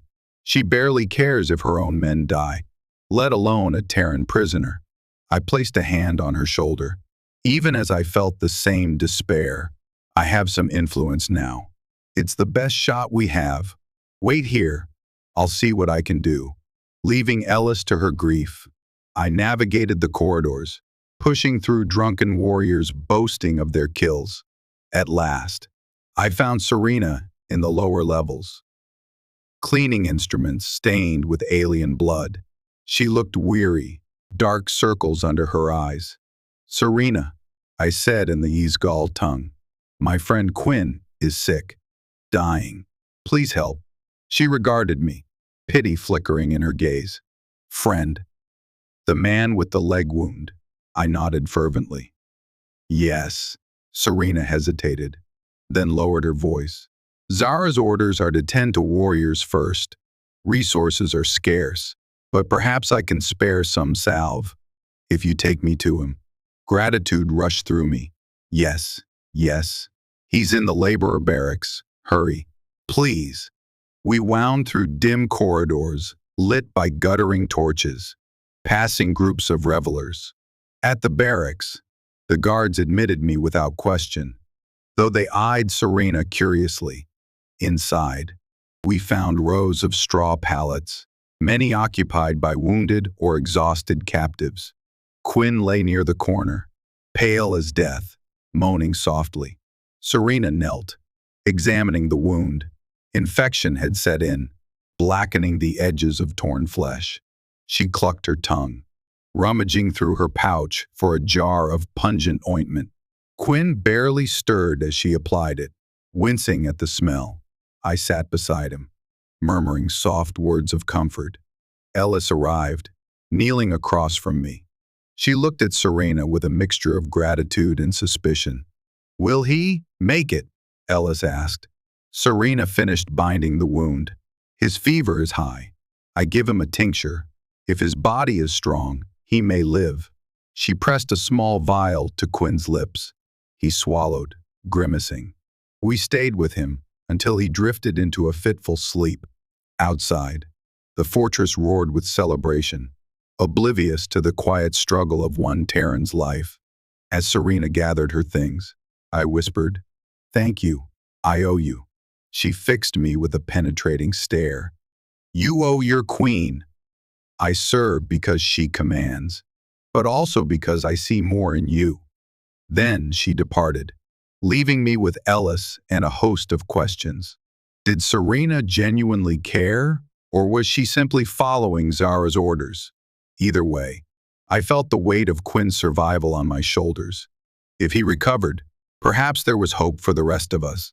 But I had no illusions about the fortress's cruelty.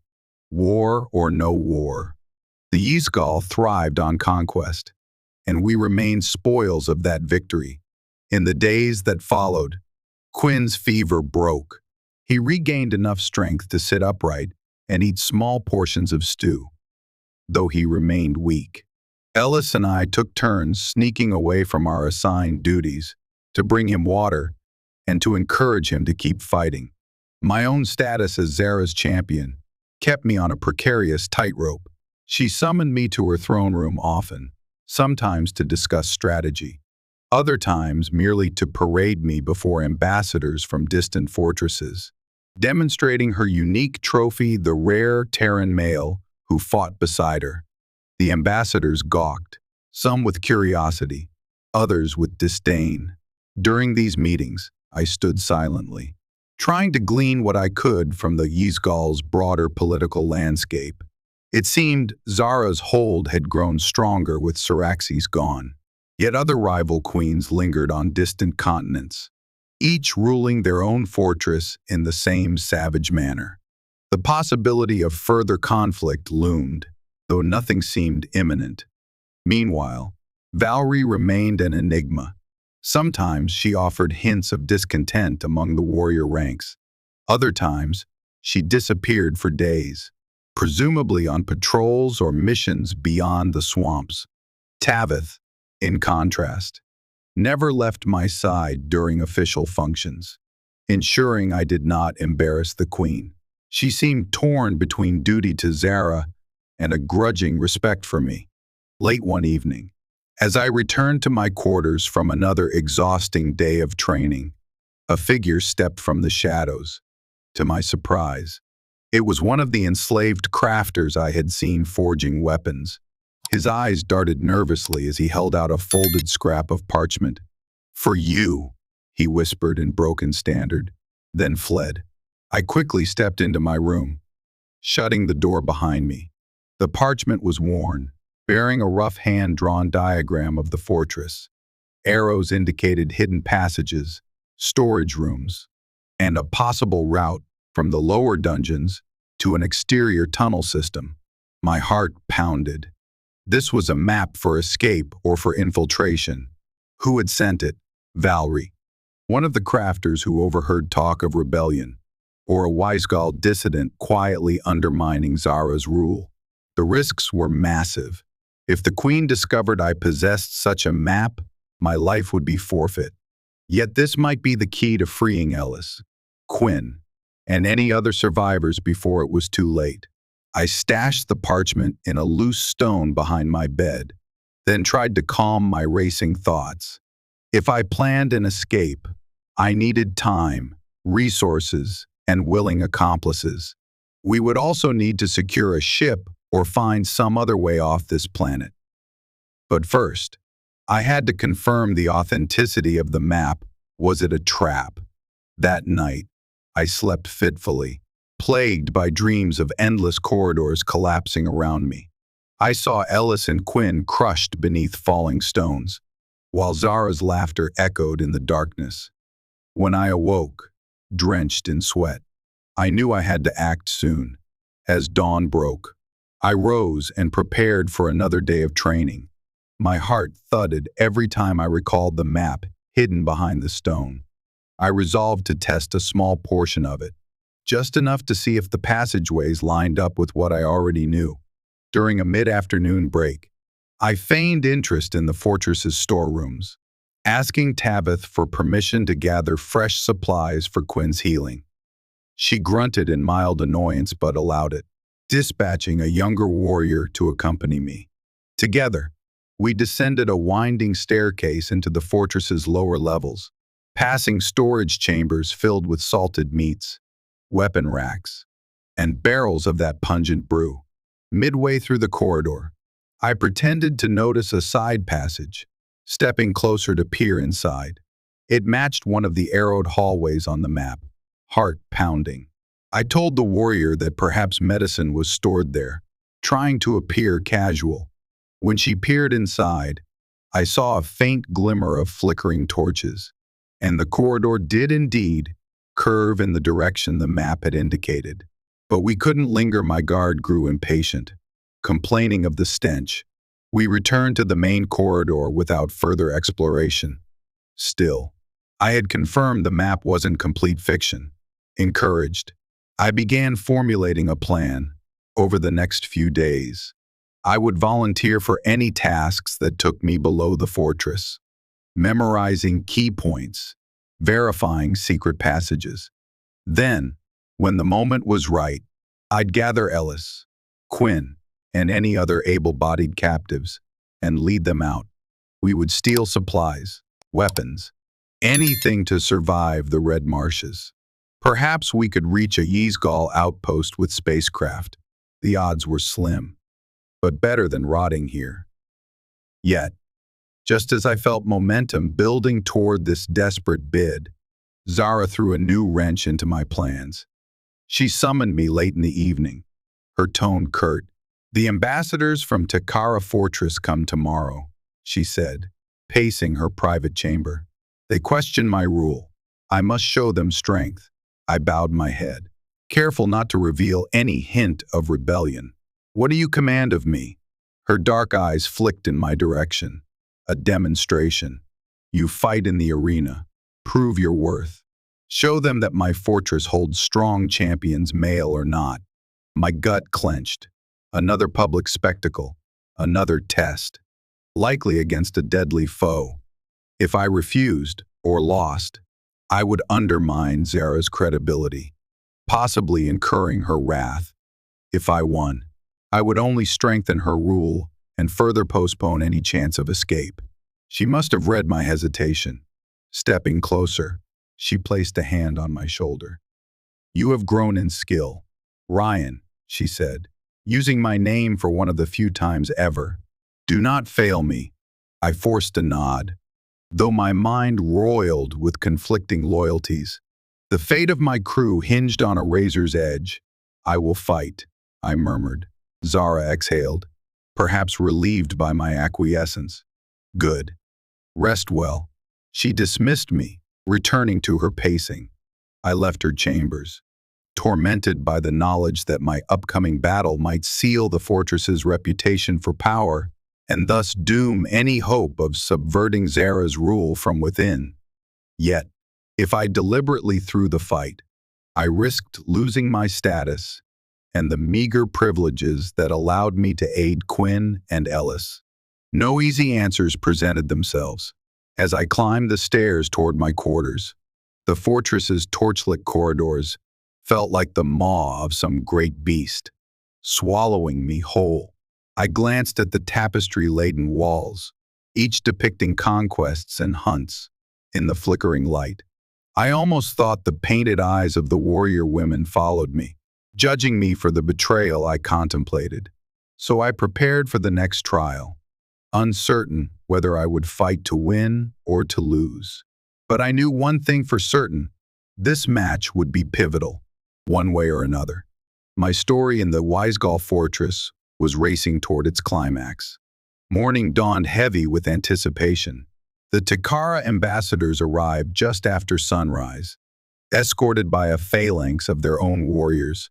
Their garb resembled Zara's, though accented with metallic plating shaped like dragon scales.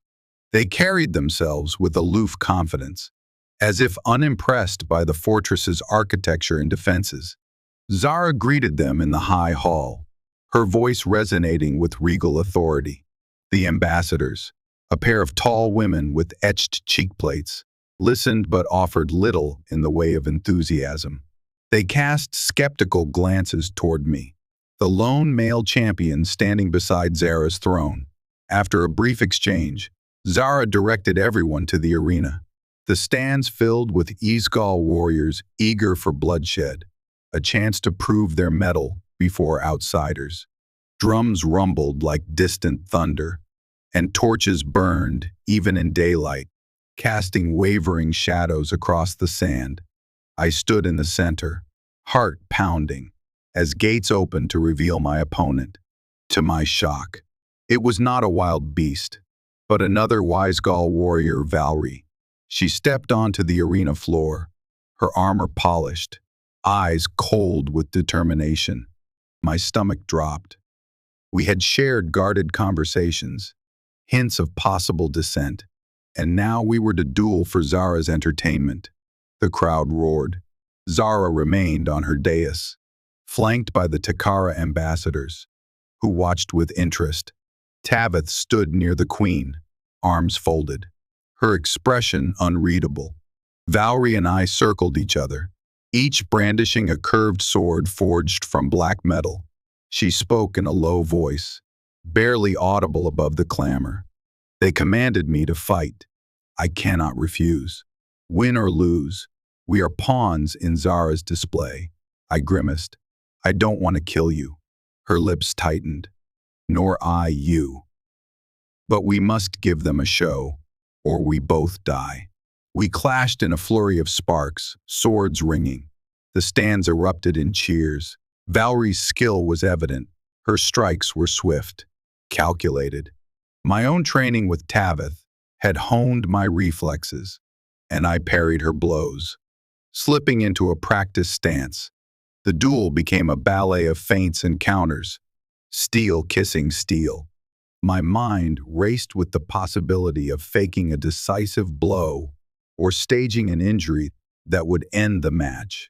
But any contrivance might be obvious to this crowd, turning them against me. If Zara detected a ruse, she would punish me and likely Ellis and Quinn as well. Sweat dripped down my brow, adrenaline surging. Valry landed a shallow cut on my shoulder, drawing blood. I hissed in pain, returning with a slash that glanced off her armor. The crowd howled, chanting our names in a frenzied din. Then, in the midst of the lethal dance, Valry leaned close, whispering through gritted teeth, "Strike me in the thigh, fake a crippling wound. I will fall. Then you yield the kill." My heart pounded. Zara wants a death, Valry grunted, parrying my blade. "We'll make it look fatal. Trust me. Trust her." We had barely shared a few cryptic exchanges, yet the alternative was genuinely risking one of us dying for this spectacle. Summoning courage, I ducked under her next swing and slashed at her leg, aiming precisely where her armor parted at the joint. She let out a convincing cry, stumbling as though gravely wounded. I advanced, holding my sword high. The crowd roared for the finishing blow. My stomach churned. Valry looked up at me, eyes filled with terror that might have been feigned or real. With a trembling hand, she pressed something into my free palm, a small crystal cylinder, no bigger than a finger, covered in etched symbols. I quickly hid it beneath my gauntlet, heart pounding. She closed her eyes, and I slammed my blade into the ground beside her, letting out a roar. The stands erupted in dismay, uncertain why I hesitated. Zara rose from her seat, face livid. The Takara ambassadors leaned forward, intrigued. I spun around, raising my arms in a gesture of defiance. In Ysgol, I shouted something approximating, "She is beaten! No honor in death." The crowd erupted in debate, half jeering, half applauding my so-called mercy. Zara descended from the dais, fury radiating from her. The Takara ambassadors followed, curious about this twist. By the time Zara reached the arena floor, Valry had not moved, playing dead or near dead. I dropped to one knee, bowing my head to the queen, trying to convey humility despite my defiance. My shoulder burned where Valry had cut me, and sweat stung my eyes. The queen's chest heaved as she stared at Valry, then me. Tense silence stretched. Finally, she threw her head back and let out a harsh laugh, addressing the ambassadors in a ringing voice. Her words in Ysgol implied that she was praising my prowess while belittling Valry's defeat. The Takara delegates exchanged glances, grudgingly nodding, perhaps deciding that the spectacle had proven Zara's fortress had strong, if unorthodox, warriors. They turned away, presumably satisfied enough to continue negotiations. Zara remained behind, eyes fixed on me. Tavith hovered at a distance, looking troubled. "You denied her blood," Zara said softly, stepping closer. "Why?" I swallowed. "She was beaten. I showed mercy. Some foes deserve the chance to learn from defeat." Zara's gaze bored into me, torn between anger and fascination. "In Yizgal ways, mercy is weakness, but you reveal your difference to them." She turned to where Valerie lay, unmoving. "She will live, then. Let her stand as proof that the Terran champion fights for me and that I alone command life or death." I inclined my head, relief washing through me. Valerie had survived, and my ruse was not entirely condemned. Perhaps Zara sensed that the Takara ambassadors found my reluctance to kill intriguing and exotic flavor of brutality, or lack thereof, that set her fortress apart.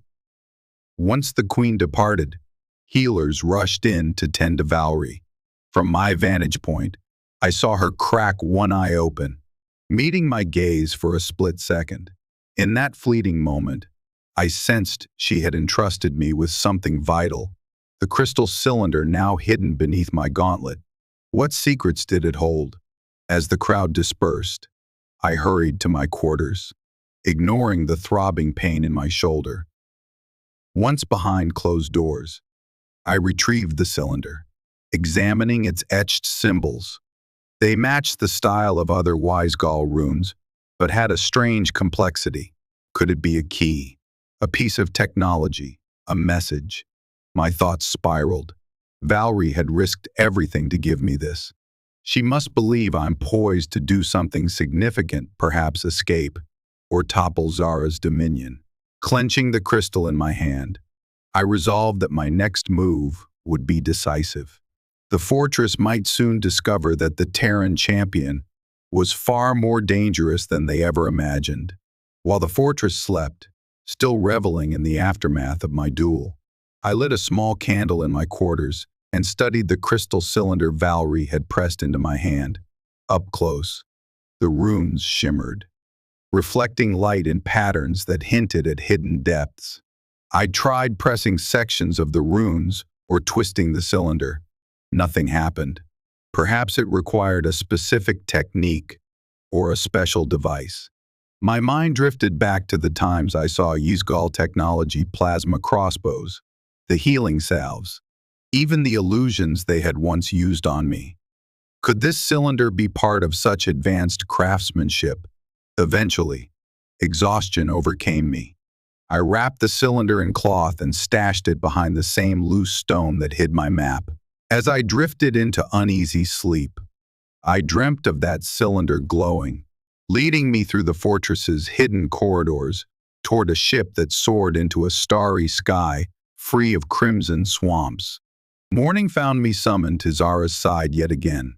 The Takara ambassadors remained for further discussions, and Zara wanted me present to display my Terran discipline and unwavering loyalty. I forced a polite facade, all the while feeling the crystal's weight in my mind. After the meeting, Tavith escorted me down a corridor. She seemed unusually tense. "Your mercy in the arena was unexpected," she said quietly in Yizgal.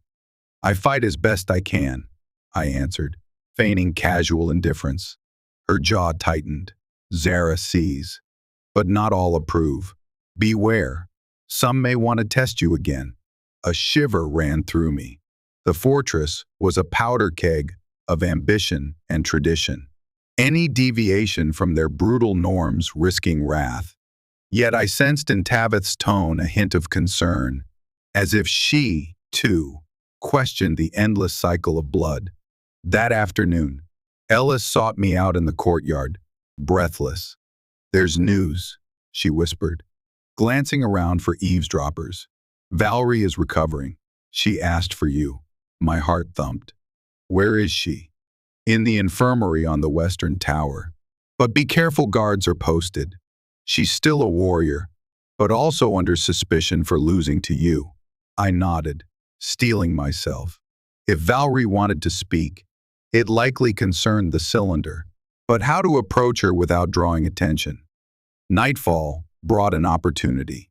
Most warriors feasted or trained, leaving the infirmary quieter. I slipped away from my quarters, wearing a simple cloak over my training garb, skulking through torchlit halls. I avoided patrols until I reached the infirmary door. A lone guard dozed on a bench. I stepped inside carefully. The space was dimly lit, with rows of cots. Occasional moans of wounded warriors broke the hush. At the far end, I spotted Valerie, propped against pillows, her thigh bandaged. Serena stood beside her, administering a salve. Valerie's eyes flicked to me.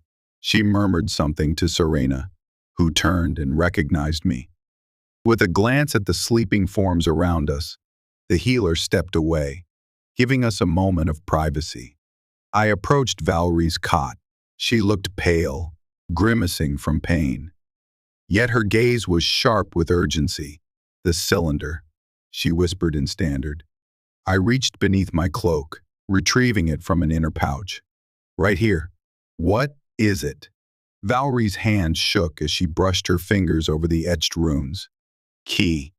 Old technology from before the fortress expansions.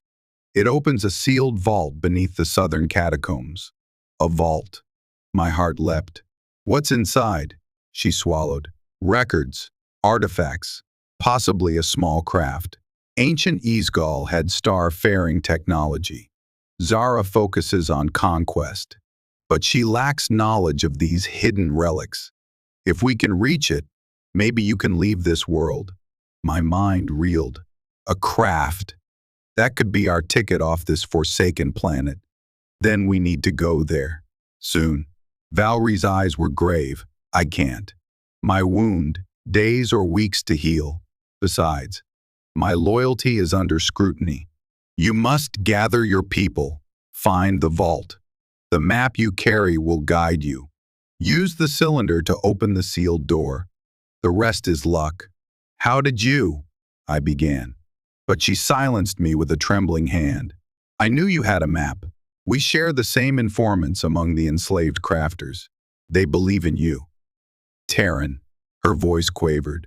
I have done all I can. Now go. I clenched the cylinder, overwhelmed by gratitude and uncertainty. Thank you. But what of you?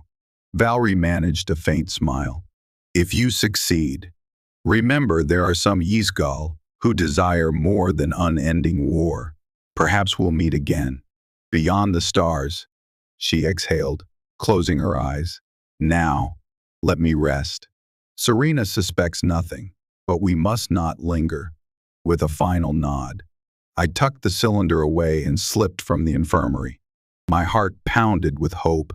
An ancient vault, a potential spaceship, our means to escape. If only we had the courage to risk it. But the fortress bristled with vigilance, and Zara's eye was upon me. My next steps had to be swift yet careful, gathering Ellis, Quinn, and any others who could help would be dangerous. We might only have one chance. Over the next few days, I discreetly approached those I trusted. Ellis, Quinn, now on his feet though, still frail, and two crafters who had shown me the map. We huddled in a secluded alcove, whispering plans.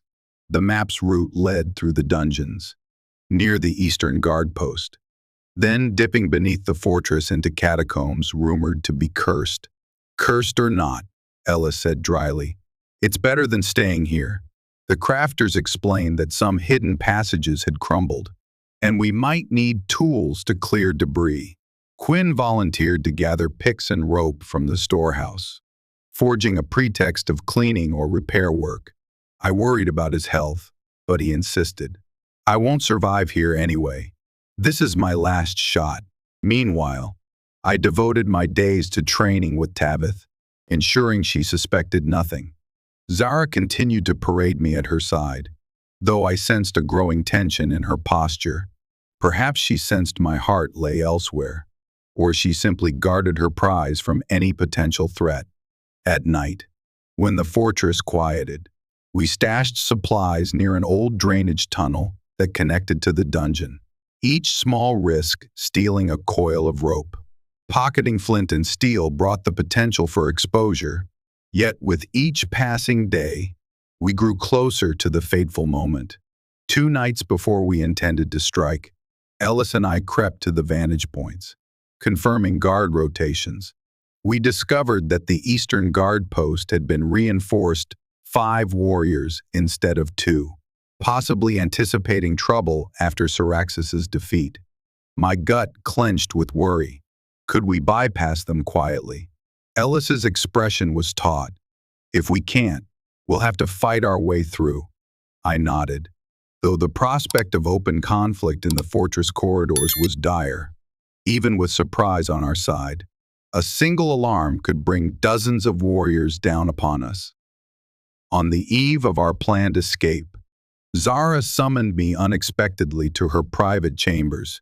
My pulse pounded as I entered, the cylinder concealed beneath my tunic. She stood by the window, gazing out at the crimson night sky. "You seem distant," she said in a low voice, "as though your mind is far from here." I forced a neutral expression. "I grow weary of constant battle. The fortress is tense." She turned, studying me with those dark, penetrating eyes. "You are Terran. Perhaps you cannot truly embrace Ysgal ways. No matter how you try." I swallowed, uncertain how to respond. Zara stepped closer, her presence dominating. "Yet you pledged yourself to me by blood. You fought Syraxis at my side, defeated Valkyrie in the arena. You belong here now, whether you wish it or not." My chest felt tight. "I serve because I owe you my life. And will you continue to serve?" Her tone implied more than a mere question. It was a challenge. I mustered courage. "As long as you allow my people to live." Her lips curved in a dangerous smile. "You bargain with your queen." Bold, but interesting. She moved to a small table laden with decanters of dark liquid, pouring 2 cups. She offered one to me. "Drink. Ease your doubts." I hesitated, then sipped. The brew burned my throat, tasting of strange spices. Zara watched me over the rim of her cup, her gaze both guarded and curious. Moments stretched. She set her cup down and reached out to trace a line across my chest, near the scar from the crash. Her voice grew soft. "You are strong, different. I could make you a warlord in my empire, if you would embrace our path. But your eyes speak of another destiny." My heart hammered. "Zara," she silenced me with a single gesture, stepping back. "I won't force you now, but remember your oath. If you betray me, no corner of the galaxy will hide you from my wrath." Her words chilled me.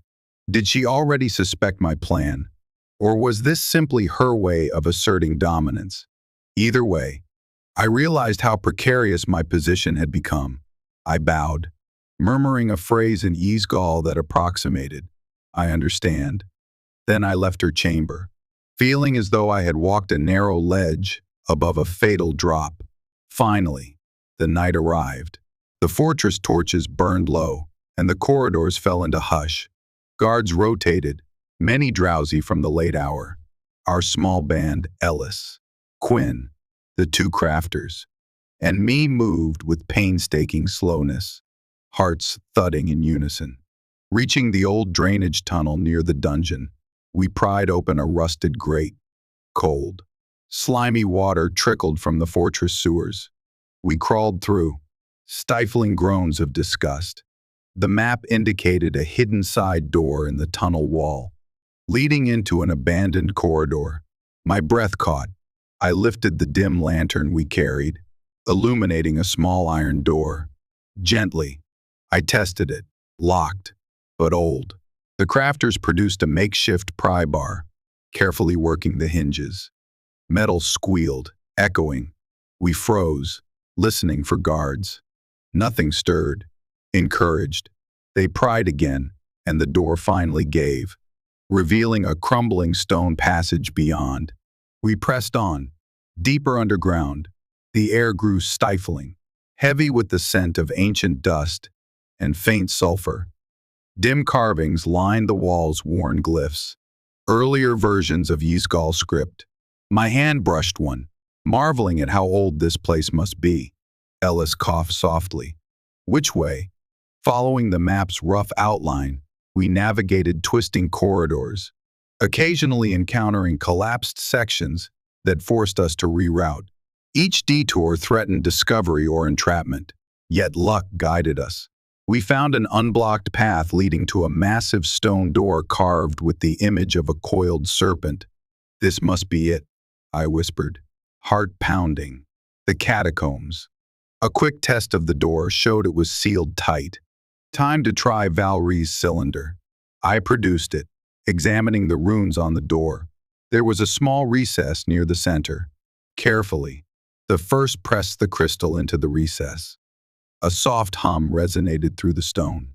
Then an ancient mechanism groaned to life.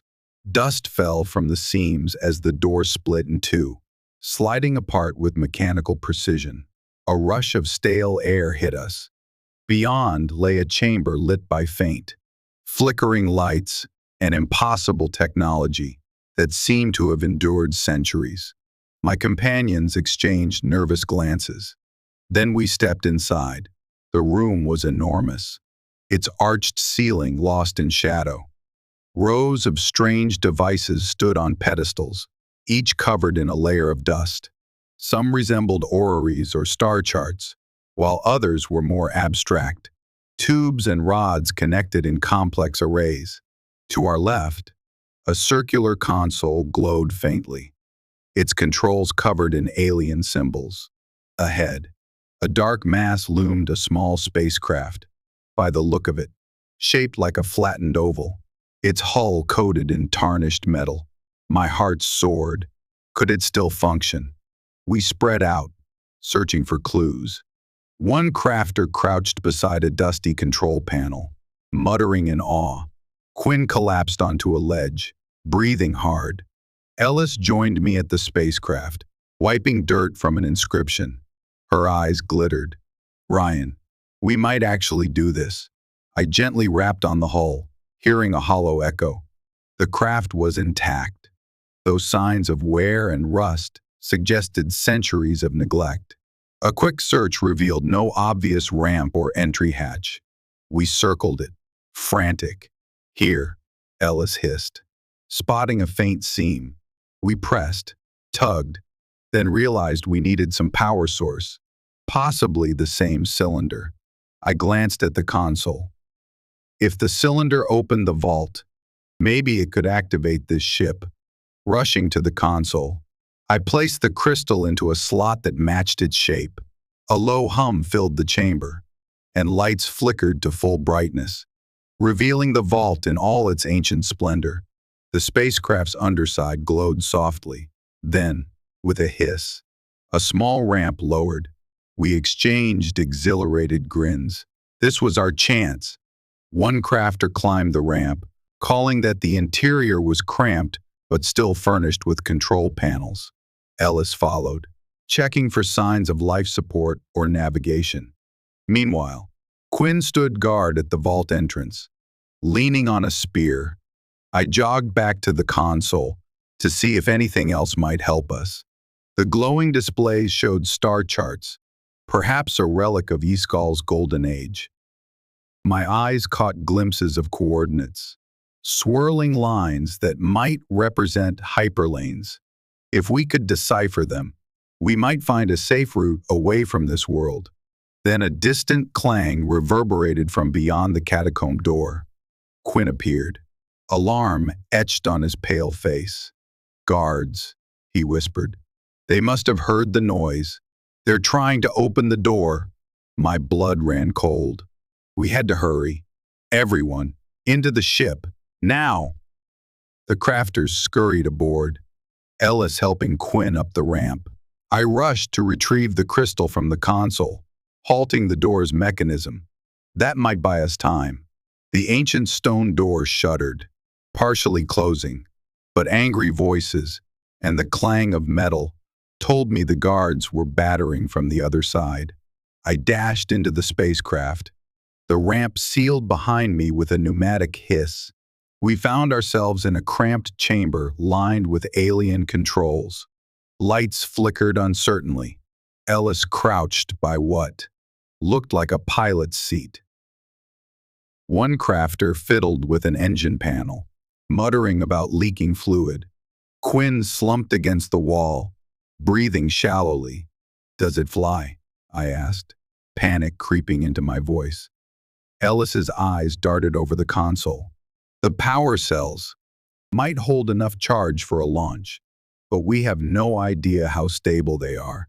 Another clang shook the vault as the guards evidently forced the stone door open. Shouts echoed. We had moments at best. "We have no choice," I said, clambering to the co-pilot seat. "We take off now." Ellis began flipping switches, some of which sparked. The craft rumbled beneath us, ancient engines struggling to awaken. Through a small viewport, we saw the vault's ceiling. Was there an exit? Almost as if in response. A portion of the ceiling slid open, revealing a vertical shaft lined with more of that ageless Easgall technology. Light from the night sky poured in. The craft shuddered, rising a foot off the floor. A stale mechanical voice crackled in archaic Easgall. "Come on," Ellis muttered, wrestling with the controls. Just a bit more suddenly. A jolt rocked the ship. The silhouette of a Easgall warrior appeared at the vault's edge, leveling a crossbow that glowed with plasma. Shots ricocheted off the hull, leaving scorch marks. We flinched. Another volley rattled us. We had to lift off now or be destroyed. I grabbed an unfamiliar lever, pulling it back. The engines roared, and the craft lurched upward, scraping the vault floor. Ellis yelped, pushing thrusters to maximum. Gouts of flame burst from the engines, buffeting the vault with hot wind. The crossbow bolts stopped as the guards dove for cover. Slowly, agonizingly, the ship rose into the vertical shaft. Sparks danced around us, ancient rails guiding our ascent. Below, the catacomb echoed with frantic shouts. The ceiling hatch parted further, letting us climb higher until we emerged into the open air. Cold night wind lashed the hull, the planet's crimson moon illuminating the fortress walls in the distance. We angled away, the engines sputtering, nearly stalling. My stomach clenched. If we lost power now, we'd crash into the swamp. But Ellis coaxed more thrust, eyes wild with adrenaline. The spacecraft climbed, leaving behind the fortress spires, the ramparts where alarm bells rang. In the viewport, I glimpsed movement, perhaps Zara herself, watching us escape. The engines rumbled, uncertain, but we soared higher, clearing the swirling red clouds. Stars glimmered overhead, offering promise.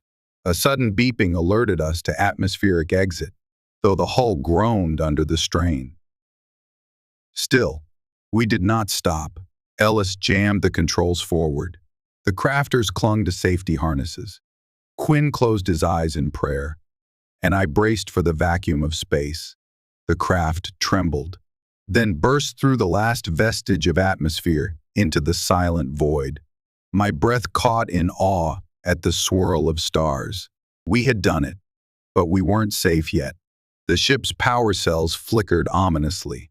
We had no guarantee of FTL capability or even stable orbit. Yet, for the first time since crashing on that planet, I felt a rush of hope. We were beyond Zara's immediate reach, free of the fortress. As the craft settled into a shaky low orbit, Ellis exhaled, tears on her cheeks. "Ryan, we're out." I placed a hand on her shoulder. "We did it. Together." Looking at Quinn and the crafters, I added, "We're alive because of all of us." An alarm beeped, signaling rapidly depleting energy. We had no star charts, no plan, but we had our lives and the open cosmos. Perhaps we could signal a Terran ship or find a trading lane.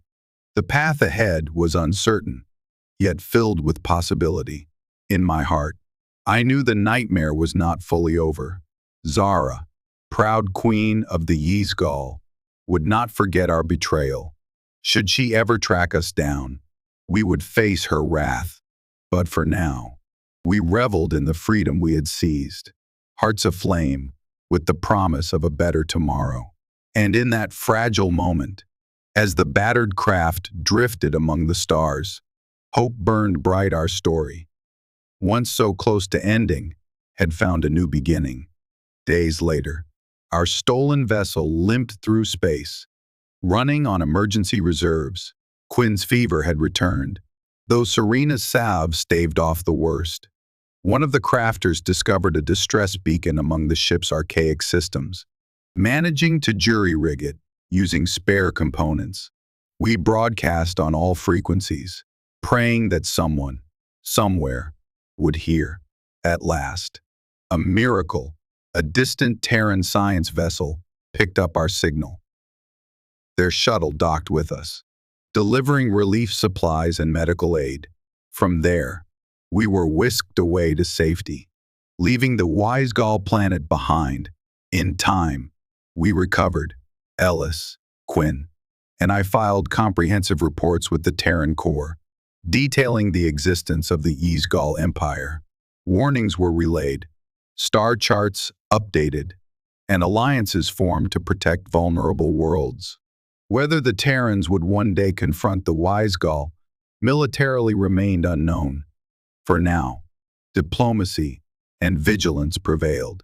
But as we found new purpose, forging our futures in the broader galaxy, I carried the memory of Zara with me, her fierce pride, her mercurial grace, and the savage empire she embodied.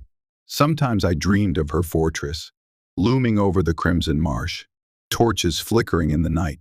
Even in waking life, I felt an unshakable awareness that one day, the Yizgal might expand their hunts again, crossing paths with humanity under far different circumstances. If that hour came, I hoped my experiences would grant us wisdom enough to avoid repeating the cycle of violence. For though I had tasted the cruelty of that alien queen, I had also glimpsed the glimmer of curiosity in her eyes.